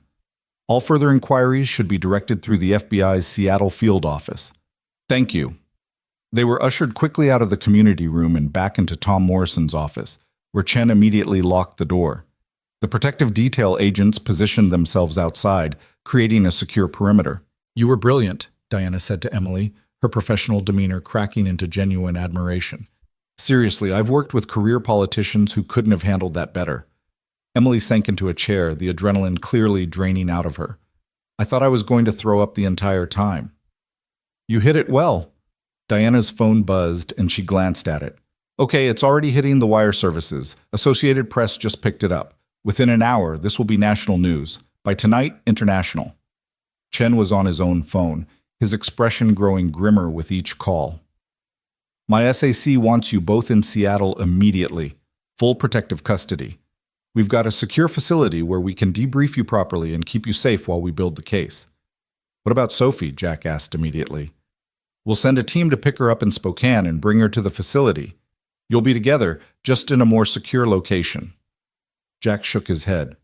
No, Sophie doesn't go anywhere near a federal facility. She stays with Mary Henderson's sister, where no one knows where she is. She stays off the grid until this is over. Jack, I can't protect her if I don't know where she is. You can't protect her if Helix has people inside federal law enforcement either, Jack shot back. We don't know how deep their reach goes. For all we know, they've got agents on their payroll or informants who can track movement in and out of FBI facilities. Sophie stays hidden. That's not negotiable. Chen looked like he wanted to argue, but Tom Morrison spoke up. Jack's right. Keeping the kid off the radar is smart. If this goes sideways, if somehow Helix figures out where Emily is being held, they might try to use Sophie as leverage. Better if even we don't know exactly where she is. Fine, Chen conceded. But Jack, if you're going to stay with Emily as her, what, bodyguard? Witness? Then you need to follow our protocols. No going rogue, no making decisions without consulting with the protective detail. We do this by the book. Your book hasn't exactly kept people safe so far, Jack pointed out. Emily was almost killed twice. which is why we're taking this seriously now. Seattle field office is pulling out all the stops. We're raiding Helix's headquarters tomorrow morning at dawn. Every computer, every file cabinet, every piece of paper in that building is getting seized. We're freezing their bank accounts, interviewing their employees, tracking down everyone who had knowledge of this fraud. This is going to be the biggest pharmaceutical investigation since... Chen's phone rang, cutting him off. He answered it, listened for a moment, and his face went pale. When? Are you sure? Okay. Okay, I'm on my way. He hung up and looked at everyone in the room.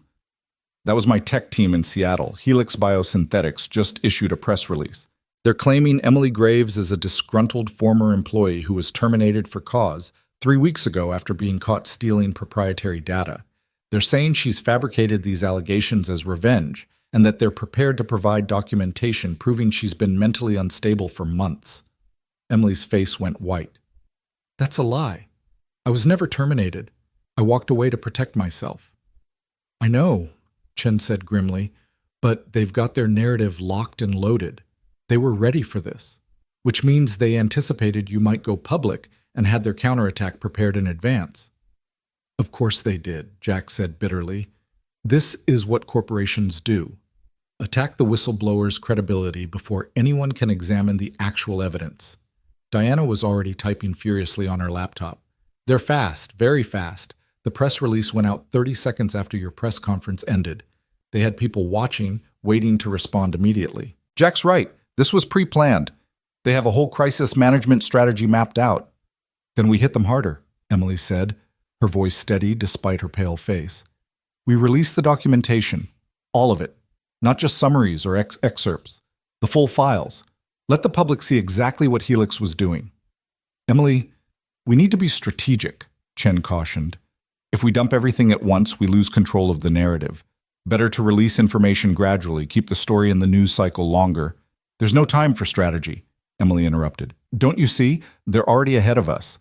While we're planning the perfect information campaign, they're spending millions on lawyers and PR firms to bury the truth. We need to overwhelm them. We need to flood the zone with so much documentation that their spin doctors can't keep up. Jack found himself nodding. She's right. This isn't a chess match where we carefully plan 5 moves ahead. This is a street fight. You hit hard, you hit fast, and you don't give your opponent time to recover. Chen looked at Tom Morrison, who shrugged. They've gotten this far by trusting their instincts. Maybe we should listen. Fine, Chen said after a long moment. Fine. Diana, work with Emily to prepare a data dump. Everything that's not going to compromise ongoing investigative techniques. We'll release it through a dedicated website and push it to every major news organization simultaneously. But Emily, once we do this, there's no walking it back. Every document you release becomes public record. Defense attorneys will tear through it looking for inconsistencies. Are you sure your evidence is solid? It's solid, Emily said without hesitation. I've been a data analyst for 12 years. I know how to document findings. Everything I collected is time-stamped, cross-referenced, and backed up with multiple sources. Let them tear through it. They'll only prove I'm right. Over the next several hours, Tom Morrison's small-town sheriff's office became the nerve center of what would later be called one of the most significant corporate whistleblower cases in American history. Diana and Emily worked at Tom's computer, organizing thousands of pages of documentation into a coherent, searchable database. Chen coordinated with his Seattle team, preparing for the dawn raid on Helix headquarters. Tom and his deputies maintained security, though everyone in the building knew that if Helix sent a serious force, 3 small-town cops wouldn't be able to hold them off. Jack found himself in the strange position of being simultaneously essential and useless. He couldn't help with the technical work, didn't have law enforcement authority, and wasn't trained for protective detail. But every time Emily started to look overwhelmed, every time her hands started shaking again, she'd look over at him and he'd nod reassuringly. Just being there mattered, being a steady presence in the chaos. Around 7 p.m., Tom's secretary brought in pizza from the local shop. They ate mechanically, fuel rather than enjoyment, while cable news played on the television mounted in the corner of Tom's office. Every channel was covering the story. CNN had brought in a pharmaceutical industry expert who was examining the limited documentation Emily had released during the press conference. Fox News was running a split screen, Emily's press conference on one side, Helix Biosynthetics CEO giving an emergency statement on the other. MSNBC was already calling it potentially the biggest pharmaceutical fraud since Purdue Pharma and OxyContin. The CEO of Helix, a silver-haired man named Gregory Hartman, spoke with the practiced ease of someone who'd spent decades managing crises. Ms. Graves was a valued employee until her behavior became increasingly erratic. We have documentation showing she was receiving mental health treatment and was ultimately terminated after violating multiple company policies. These allegations are nothing more than the vindictive fantasies of a disturbed individual seeking attention. Jack felt Emily flinch beside him. I was never in treatment. I never violated any policies. He's just making things up. That's what he does, Diana said, not looking up from her laptop. He's trying to plant doubt, but once we release the full documentation, his lies will fall apart. People can claim you're mentally unstable all they want, but they can't fake 47 death certificates and hundreds of internal company memos. The news coverage shifted to aerial footage of Jack's cabin, or what was left of it. Just a smoking foundation and scorched trees. The local fire chief was giving a statement about the explosion, carefully avoiding any mention of deliberate destruction while his body language screamed arson. That was your home, Emily said softly, staring at the screen. God, Jack, your whole life was in that cabin. Things, Jack said, though his chest felt tight. Just things. I've got photos of Sophie backed up online. Everything else can be replaced. Can it? Can you really replace 12 years of memories? The place where you raised your daughter? Jack thought about that. About Sophie's growth chart marked on the kitchen door frame, showing how she'd grown from a chubby toddler to a gangly 7-year-old. About the handprint paintings she'd made in preschool, proudly displayed on the refrigerator. About the porch swing where they'd sat together on summer evenings, watching the sun set through the pines while she told him about her day. No, he admitted quietly, I can't replace those things. But I can make sure Sophie doesn't grow up in a world where corporations can murder people with impunity. That's worth more than a cabin. Emily's eyes filled with tears. I'm so sorry. I'm so sorry for dragging you into this. You didn't drag me anywhere. I walked in with my eyes open. Jack reached over and squeezed her hand. And I meant what I said at the press conference. I'd do it again. Chen's phone rang again. It had been ringing constantly for hours. This time, his expression shifted from grim to surprised. Yes, sir. I understand. When? Tomorrow morning? Sir, I'm not sure that's... Yes. Yes, sir. I'll make it happen. He hung up and looked at everyone in the room. That was the deputy director. This has officially become a priority case. He's pulling in resources from 3 field offices, and he wants to meet with Emily personally, tomorrow morning in Seattle. Is that normal? Tom asked. No, extremely not normal. Deputy directors don't usually get personally involved in field cases, no matter how high profile. But apparently this one has caught the attention of some very important people in Washington. The FDA commissioner has already called the director. There are senators asking questions. This is bigger than I thought. Because Synthorol is that close to approval, Emily explained. The drug was supposed to hit the market next quarter. Helix has already invested over $1 billion in manufacturing capacity and marketing campaigns. If the FDA blocks approval, the company could collapse entirely. We're talking about thousands of jobs, investor lawsuits, a potential market panic in the pharmaceutical sector. So we're not just fighting Helix, Jack said slowly. We're fighting everyone who has a financial stake in this drug succeeding. Every investor, every supplier, every politician who took campaign contributions from them. Now you're getting it, Chen said. This isn't just a criminal case. It's political, economic, and social all at once, which is why we need to be extremely careful from here on out. Emily, the deputy director wants you in protective custody tonight. We've got a safe house in Seattle, high security, limited access. Jack can come with you if you want, but it means leaving town now. Emily looked at Jack, uncertainty written across her face. What do you think? I think we don't have much choice. The press conference bought us visibility, but it also painted targets on both our backs. If we're going to finish this, we need to be somewhere defensible. Then let's go, Emily said. Let's end this. The drive to Seattle took 3 hours, though it felt like 10. They traveled in a convoy, Chen's sedan in front, a protective detail SUV behind them, and Tom Morrison following in his patrol car because he'd be damned if he was going to let his witness get snatched on the way to federal custody. Jack sat in the back seat with Emily, watching the dark forest give way to highway lights as they descended from the mountains toward the city. Emily dozed fitfully, her head resting against the window. Every few minutes she'd jerk awake, disoriented and afraid, until she saw Jack beside her and relaxed again. The trauma of the last few days was catching up with her, the adrenaline finally wearing off to reveal the exhaustion beneath. Jack's mind wouldn't stop racing. He thought about Sophie, safe in Spokane with people she trusted. He thought about his cabin, reduced to ashes. He thought about the 47 people who'd died in Synthoral's clinical trials, and all the people who might have died if Emily hadn't been brave enough to speak up. He thought about the men who'd tied her to a tree, who'd shot at them, who'd destroyed his home. And he thought about what came next. Because this wasn't over. Not by a long shot. The press conference had been the opening salvo, but the real battle was just beginning. Helix Biosynthetics had billions of dollars and an army of lawyers. They had political connections and media savvy. They had everything except what Emily had, the truth. The question was whether the truth would be enough. They arrived at the safe house just after midnight. It was an upscale condo in a secured building in downtown Seattle, the kind of place that required key cards and had cameras monitoring every entrance. Chen led them through a series of security checkpoints while the protective detail swept the unit to ensure it was clean.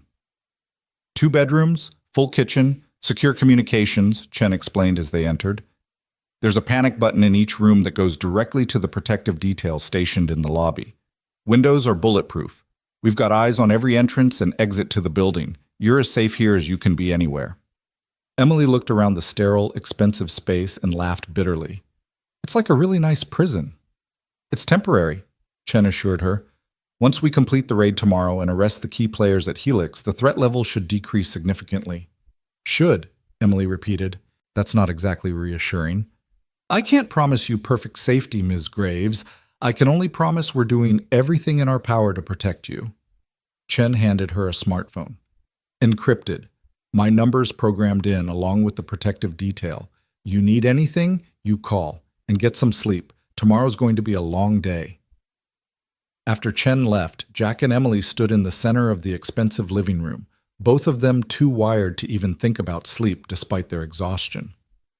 Surreal, isn't it? Emily said quietly. 48 hours ago, I was tied to a tree waiting to die. Now I'm in a luxury condo with armed guards outside my door, about to bring down a billion-dollar company. You're doing the right thing. Am I? Sometimes I wonder if it would have been better to just let it go. Take the hint. Disappear and let someone else fight this battle. Jack turned to face her fully.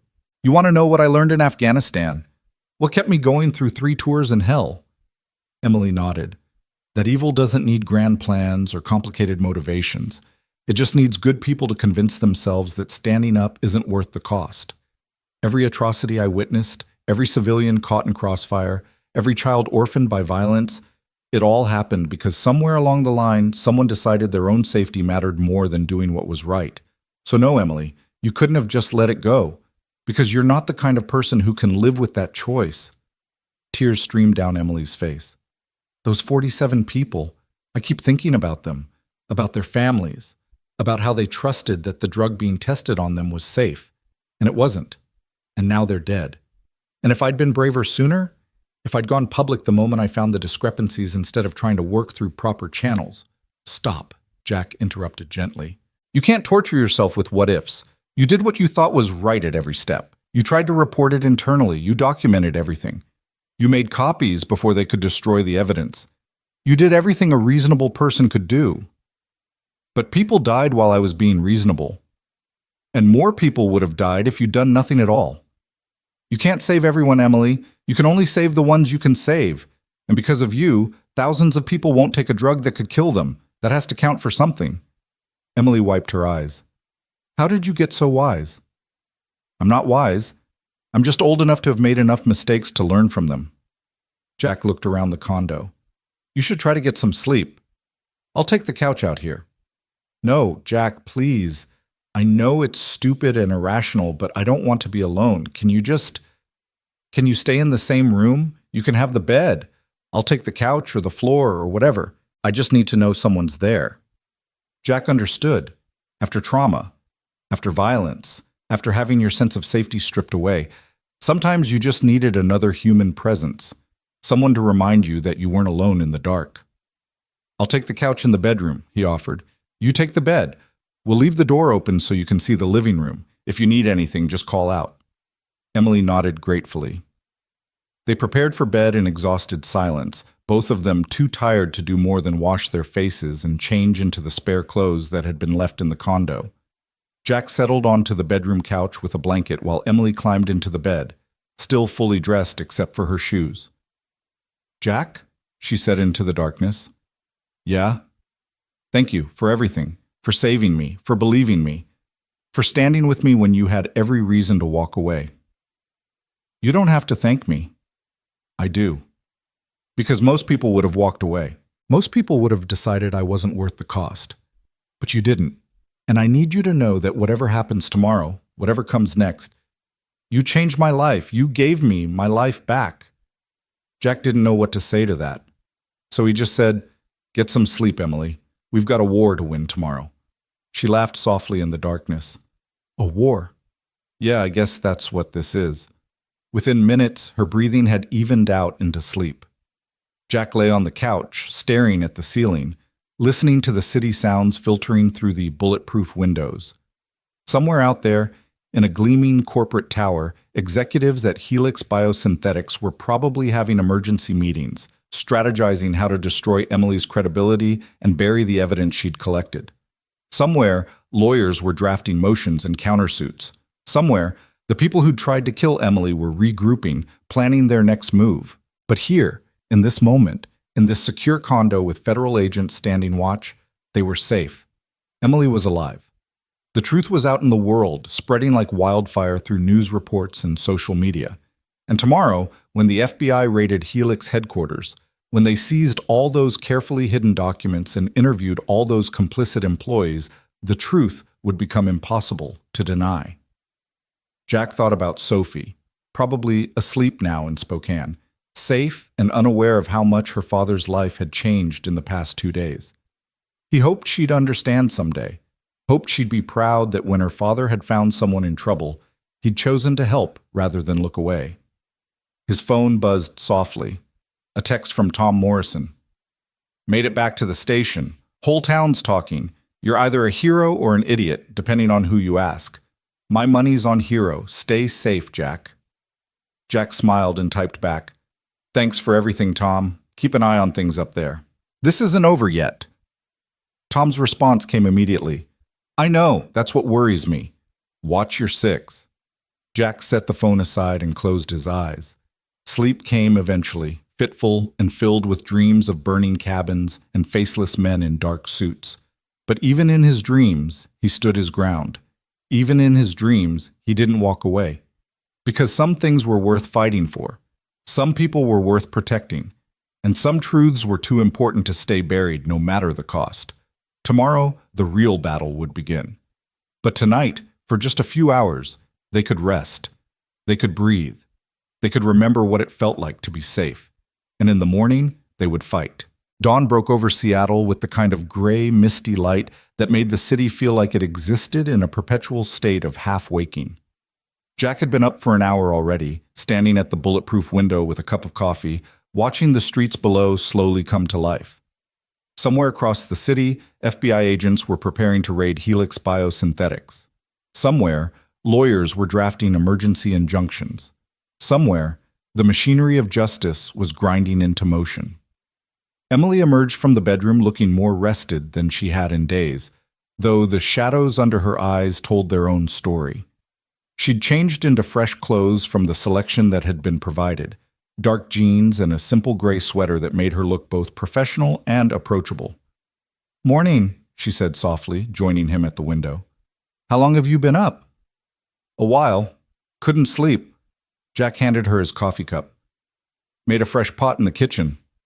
Emily took a sip and made a face. "You make terrible coffee." "Sophie tells me the same thing at least twice a week." The mention of his daughter made Jack's chest tighten. He pulled out his phone and checked for messages. Nothing new from Mary Henderson, which was probably good. It meant Sophie was safe and settled and not asking too many questions about why Daddy hadn't come to get her yet. "You miss her," Emily observed. "Every second, but this is the right call, keeping her away from all this. When this is over, when it's safe, you'll make sure she knows how brave her father was, right? You'll make sure she understands." Jack turned to look at Emily. "When this is over, I'm going to take Sophie camping in the mountains for a week. We're going to roast marshmallows and tell stupid stories and not think about any of this for a while. She doesn't need to know how brave I was. She just needs to know her dad came home." Emily smiled sadly. "You're a good father, Jack Merrick." "I'm trying to be."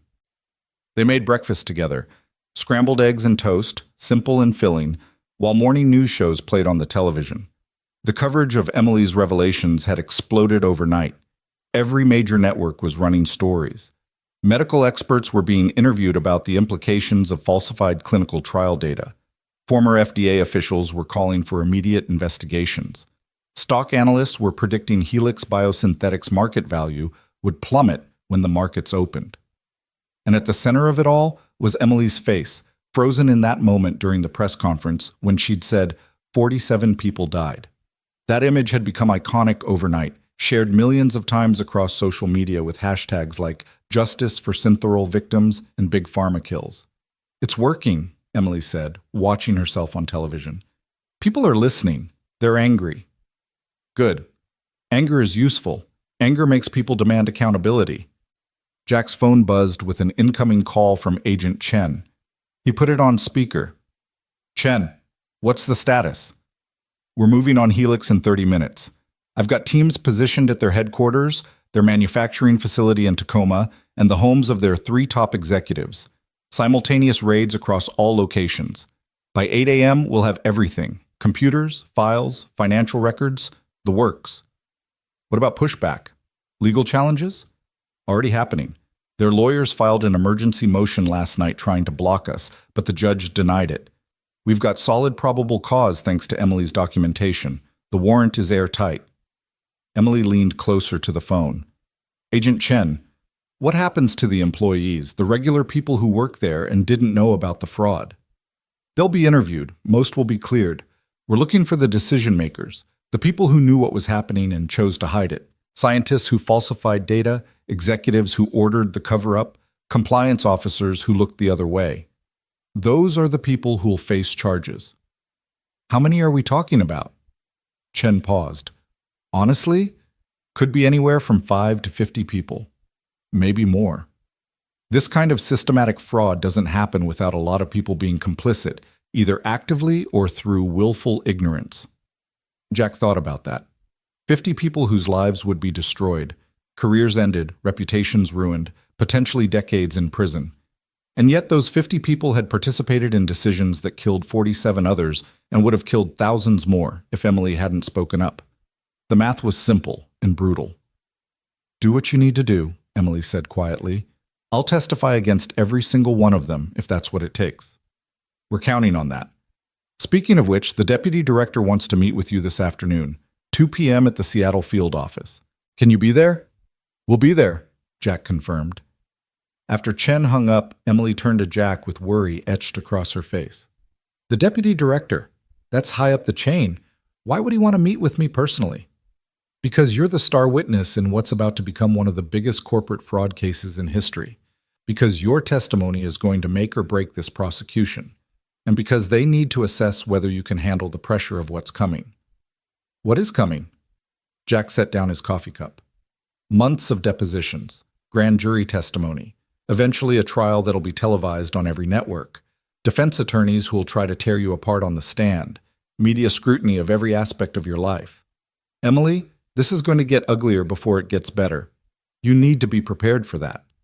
"I know. I've been thinking about nothing else all night, about what happens when they start digging into my past, looking for anything they can use to discredit me.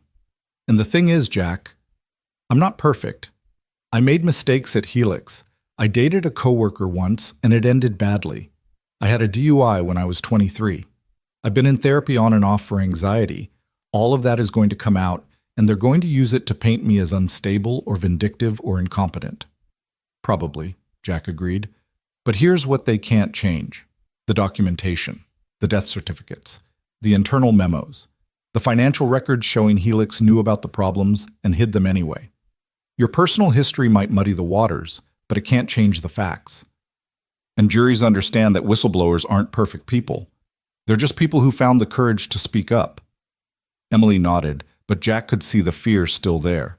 This wasn't the immediate, visceral terror of being tied to a tree or shot at. This was the long, grinding anxiety of knowing you'd volunteered for public crucifixion and there was no backing out.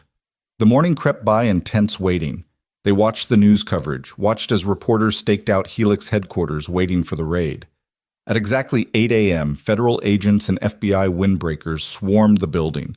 Employees were evacuated while agents carrying boxes of evidence streamed out like worker ants.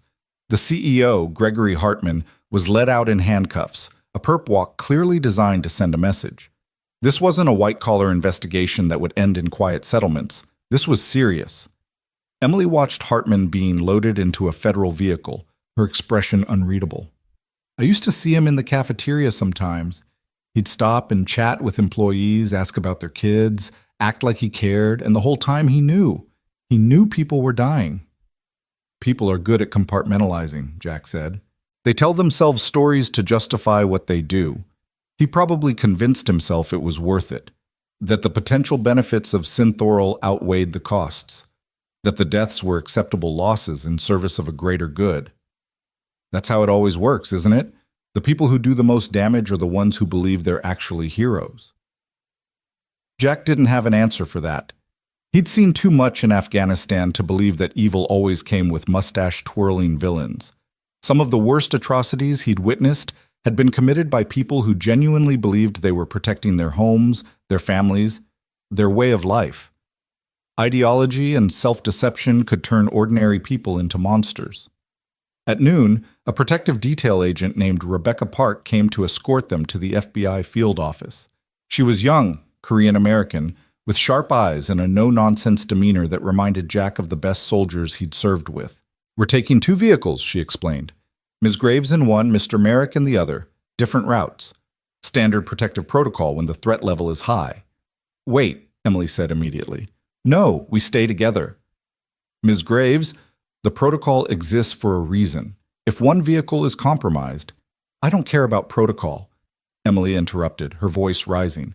"Jack stays with me. That's not negotiable." Rebecca looked at Jack, who shrugged. "I'm not leaving her. If that breaks protocol, adjust the protocol." The agent sighed but pulled out her radio. After a brief conversation with her supervisor, she nodded. "Fine. You travel together. But if anything happens, you both do exactly what I say without argument. Understood?" "Understood," Emily agreed. The drive to the FBI field office took 40 minutes through midday Seattle traffic. Jack sat in the back seat with Emily, watching the city pass by while Rebecca drove with one hand on the wheel and her eyes constantly checking mirrors. A second vehicle followed 20 feet behind, another protective detail agent providing overwatch. "This is real," Emily said quietly.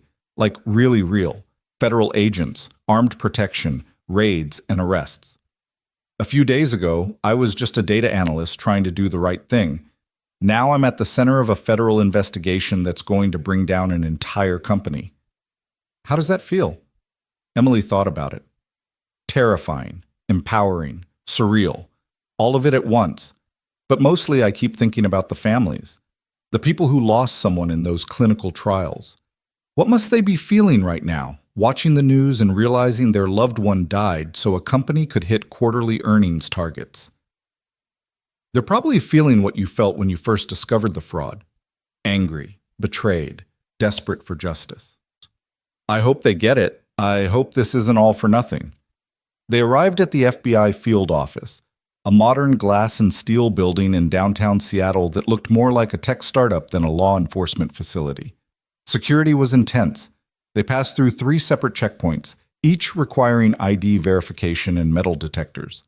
By the time they reached the deputy director's office on the 14th floor, Jack felt like they'd infiltrated a military installation. Deputy Director William Castellano was in his early 60s, with silver hair and the kind of weathered face that came from decades of dealing with the worst crimes humanity could devise. His office was sparse but professional, with framed commendations on the walls and a view of Puget Sound that probably cost more in real estate than most people made in a year. Ms. Graves, Mr. Merrick, please sit down. Castellano's voice was gravelly, but not unkind.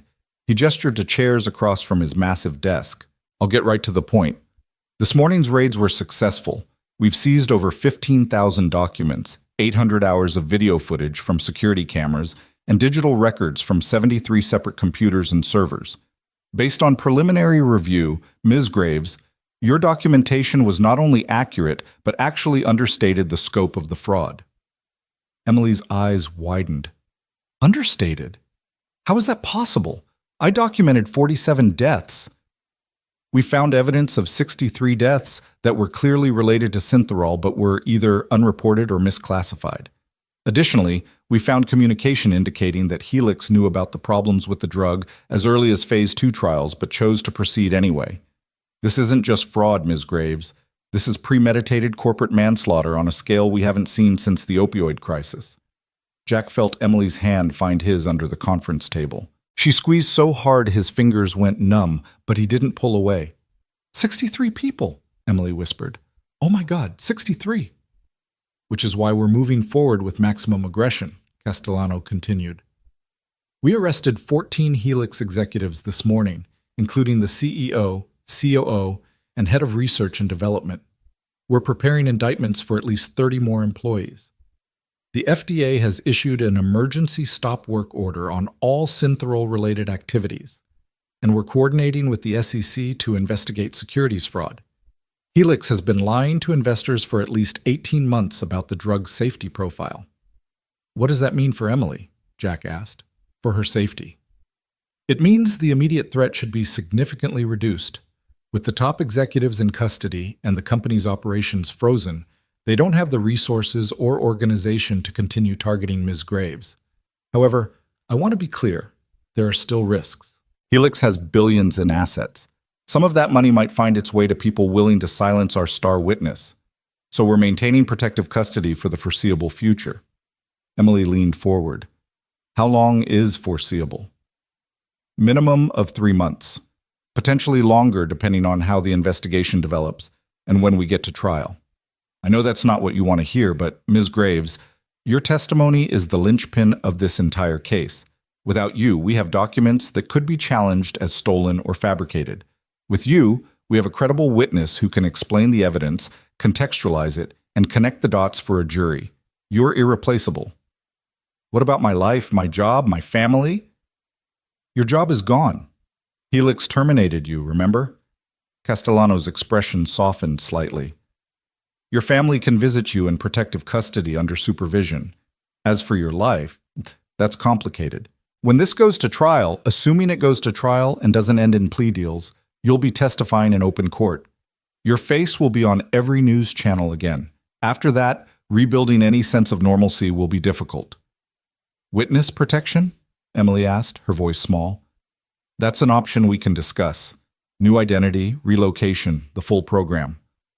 But Ms. Graves, I have to be honest with you. People who enter witness protection give up everything. Their names, their history, their connections to everyone they've ever known. It's not a decision to make lightly. Emily sat back in her chair, looking dazed. So my choices are to live in hiding for the rest of my life, or live in fear for the rest of my life. Those are my options for doing the right thing. I wish I could tell you different, Castellano said. But this is the reality of being a whistleblower in a case of this magnitude. The people you're exposing don't just lose money or reputation. They lose everything, and some of them will never forgive you for that, no matter how justified your actions were. Jack spoke up. What about the families, the people who lost loved ones in the trials? Will they get justice? They'll get the opportunity for justice, which is the best we can offer. We're reaching out to the families now, informing them that their loved ones' deaths are part of a federal investigation. Many of them will likely file civil suits against Helix for wrongful death. Between the criminal prosecutions and the civil litigation, Helix Biosynthetics will probably cease to exist within a year. Good, Emily said firmly. "They deserve to cease existing." Castellano nodded approvingly. "I'm glad you feel that way, Ms. Graves, because we're going to need that anger in the months ahead. Defense attorneys are going to try to break you. They're going to attack your character, your motives, your mental state. They're going to paint you as a thief who stole proprietary data and fabricated allegations for revenge. Are you prepared for that?" "I don't know if anyone can really be prepared for that," Emily admitted. "But I'm not backing down. Those 63 people deserve better than to have their deaths swept under the rug because it was inconvenient for corporate profits. If I have to sacrifice my privacy and my peace of mind to make sure they get justice, then that's what I'll do. Then we'll support you every step of the way." Castellano stood, extending his hand. "Ms. Graves, what you've done takes extraordinary courage. Most people in your position would have looked the other way. The fact that you didn't, that you risked everything to expose the truth, that matters. It matters more than you might realize." Emily shook his hand, tears glistening in her eyes. "I just hope it's enough." "It will be. I promise you that." They left the deputy director's office and were led to a conference room where Agent Chen and his team had set up a command center. Whiteboards covered in names and connections dominated one wall. Evidence boxes were stacked in the corners. A half-dozen agents were working at laptops, building the case that would eventually be presented to a grand jury. Chen looked up as they entered. "How'd the meeting go?" "Intense," Emily said, "but good. He told us about the additional deaths you found." "Yeah, and that's probably not all of them. We're still going through the records, but every time we dig deeper, we find more evidence of systemic fraud. This company was rotten from the top down." Chen gestured to a chair. "We need to get your formal statement, Emily. Everything from when you first noticed the discrepancies to this morning. Every detail, no matter how small." The interview took 6 hours. 2 agents asked questions while a stenographer recorded every word. Emily walked them through her discovery of the data irregularities, her attempts to report the problems internally, the escalating threats, and finally, her decision to flee. She explained the technical aspects of how clinical trial data could be manipulated, provided names of everyone at Helix who would have had knowledge of the fraud, and authenticated document after document from her encrypted files. Jack sat in the corner, ostensibly there for moral support, but really just witnessing the slow, methodical process of building a federal case. This was nothing like the movies made it seem. There were no dramatic revelations or shocking twists, just hour after hour of careful, detailed testimony that established a timeline, created a narrative, and built an unassailable foundation of evidence. By the time they finished, it was after 8 p.m. Emily looked exhausted, but also lighter somehow, as if telling the story to official investigators had lifted some of the weight she'd been carrying. "That's enough for today," Chen said, closing his laptop. "We'll need more sessions like this over the coming weeks. But you did great, Emily. Really great." "What happens now?" Emily asked. "Now we build the case. We interview Helix employees, analyze the seized documents, coordinate with the FDA and SEC. In about 2 weeks, we'll present evidence to a grand jury and get indictments. Then the real legal battle begins. Motions, hearings, possibly a trial if they don't take plea deals." "And me? What do I do?" "You wait. You rest. You prepare yourself for what's coming. I know it's anticlimactic after everything you've been through, but this is going to be a marathon, not a sprint." Rebecca drove them back to the safe house through evening traffic. The city lights reflected off Puget Sound, making Seattle look almost magical in the darkness. Emily stared out the window silently, lost in thought. Back at the condo, Jack made dinner while Emily sat at the kitchen counter, nursing a glass of wine that had been provided with the safe house amenities. 63 people, she said quietly. "I keep thinking about them, about their families. Do you think they blame me for not speaking up sooner?" Jack looked up from the pasta he was stirring. "I think they're grateful someone finally did speak up. Emily, you can torture yourself with should-haves and what-ifs, but it won't change anything. You did what you could when you could. That's all anyone can ask." "Is it enough, though? Will justice for 63 dead people really make up for the fact that they're dead? No, nothing can make up for that, but it might prevent 63 more deaths, or 600, or 6,000. and that has to mean something. Emily took a long sip of wine. When this is over, if it's ever really over, I don't know what I'm going to do. I can't go back to pharmaceutical research. I can't trust that industry anymore, but it's all I know. It's been my entire career. Then you'll figure out something new. People reinvent themselves all the time. Have you reinvented yourself? Jack thought about that. Yeah, I was a soldier, then I was a husband, then I was a single father and a forest ranger. Each time felt impossible at first, but humans are adaptable. We figure things out because we have to. What about after this? After the trial and everything? What will you do? Rebuild my cabin. Try to give Sophie some semblance of normal life. Maybe take a vacation somewhere that doesn't have trees. Jack smiled slightly. And maybe check in on a certain whistleblower from time to time. Make sure she's doing okay. Emily's eyes filled with tears.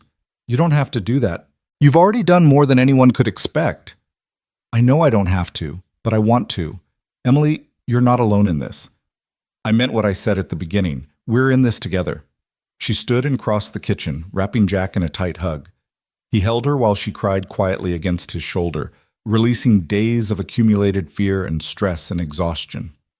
When she finally pulled away, her eyes were red but clearer. Thank you, she whispered. For everything, for saving my life, for believing in me, for standing with me when everyone else would have run away. You don't have to keep thanking me.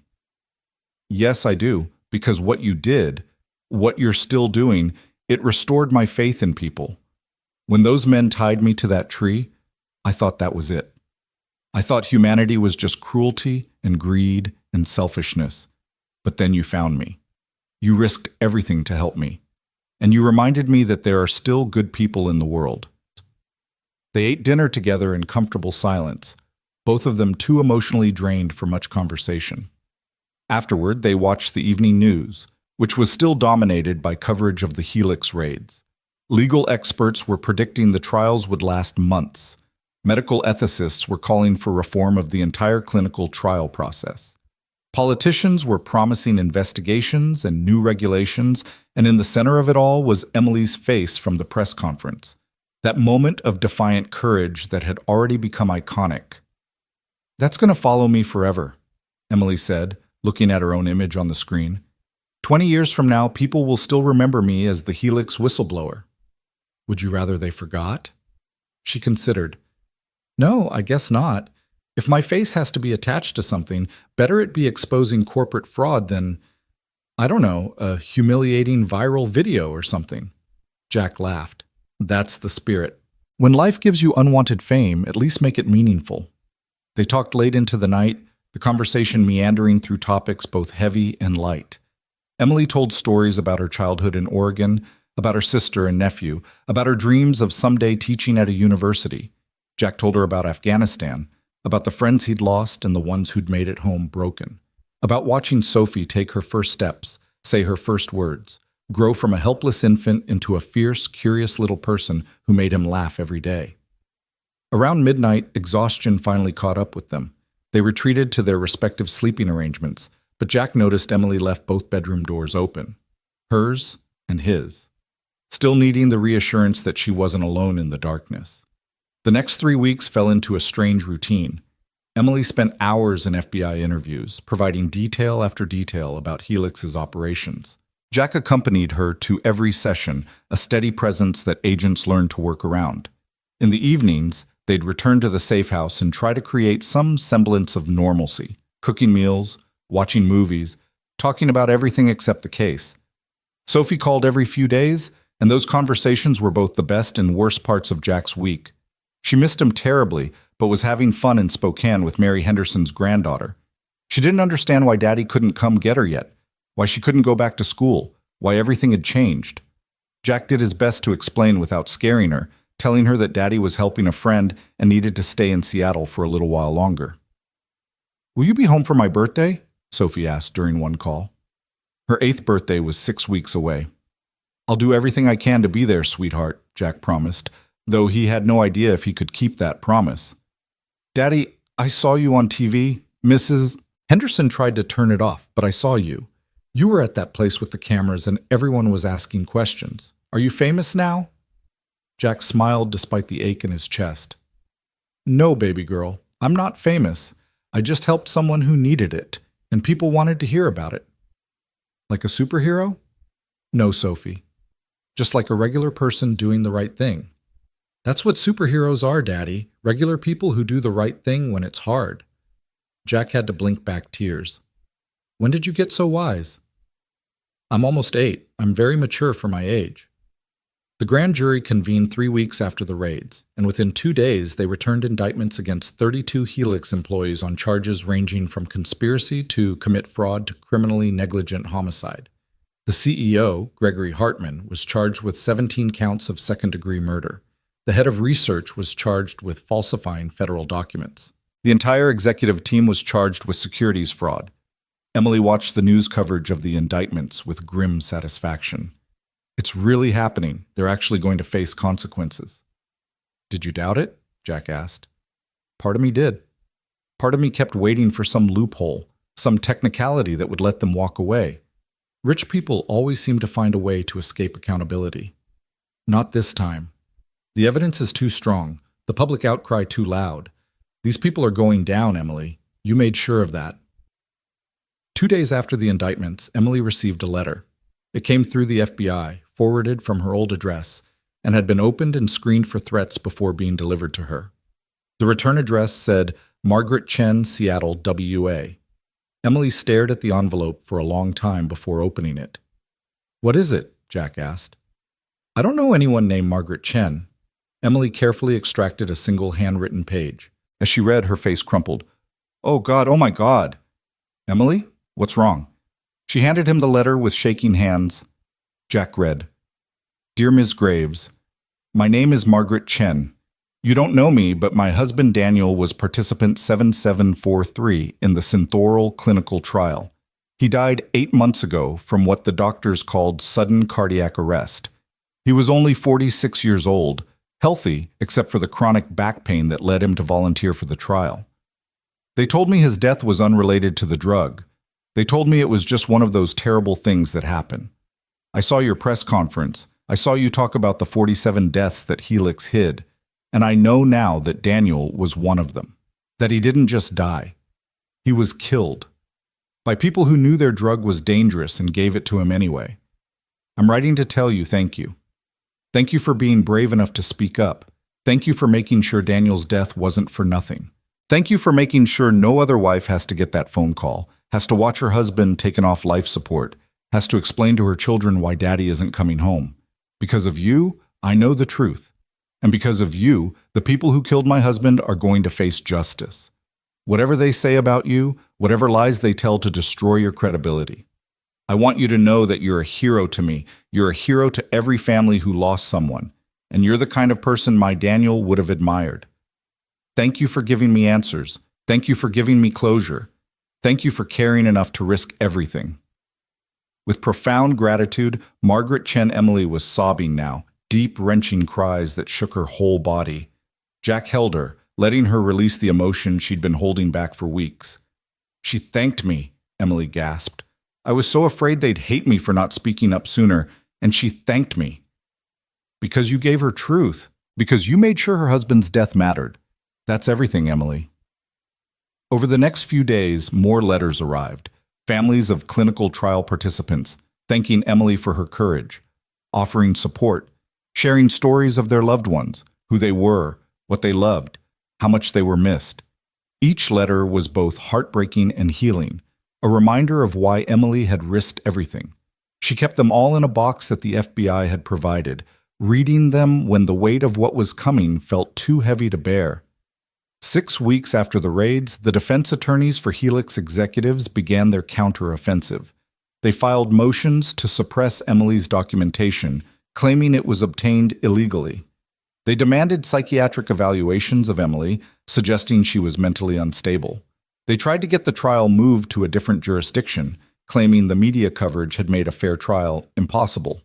Every motion was denied, but each one took a toll.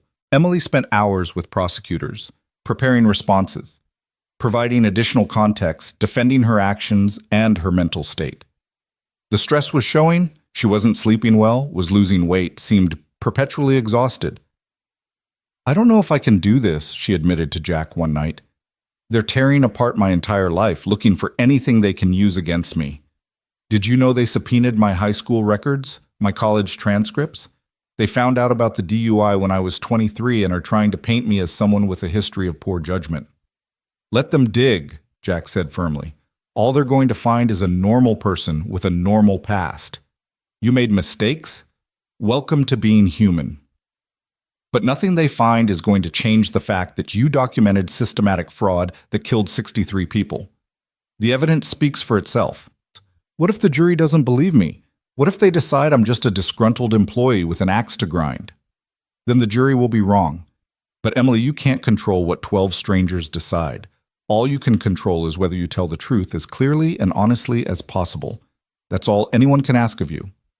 8 weeks after the raids, Emily received another letter. This one was from a different kind of source, a current Helix employee who'd been granted immunity in exchange for testimony. Ms. Graves, I worked in the compliance department at Helix. I knew something was wrong with the synthaural data, but I convinced myself it wasn't my problem. I told myself that smarter people than me had looked at the numbers and signed off. I told myself that speaking up would cost me my job and my career. I was a coward. And because I was a coward, people died. I'm testifying against the executives now, telling prosecutors everything I know. It won't bring back the people who died, and it won't erase my failure to act when I should have. But maybe it will help make sure justice is done. I'm writing to tell you that you did what I should have done. You were brave when I was weak. You risked everything while I hid behind my paycheck and my mortgage and my fear of making waves. Thank you for being better than me. Thank you for showing the rest of us what courage actually looks like. I hope someday I can forgive myself for my cowardice, but I'll never forget your bravery. Emily read the letter twice, then set it carefully in the box with all the others. He called himself a coward, she said softly. But he's testifying now. He's doing the right thing now. Doesn't that count for something? It counts for a lot, Jack agreed. Courage isn't about never being afraid or never making mistakes. It's about doing the right thing even after you've failed before. This person is choosing to be brave now. That matters.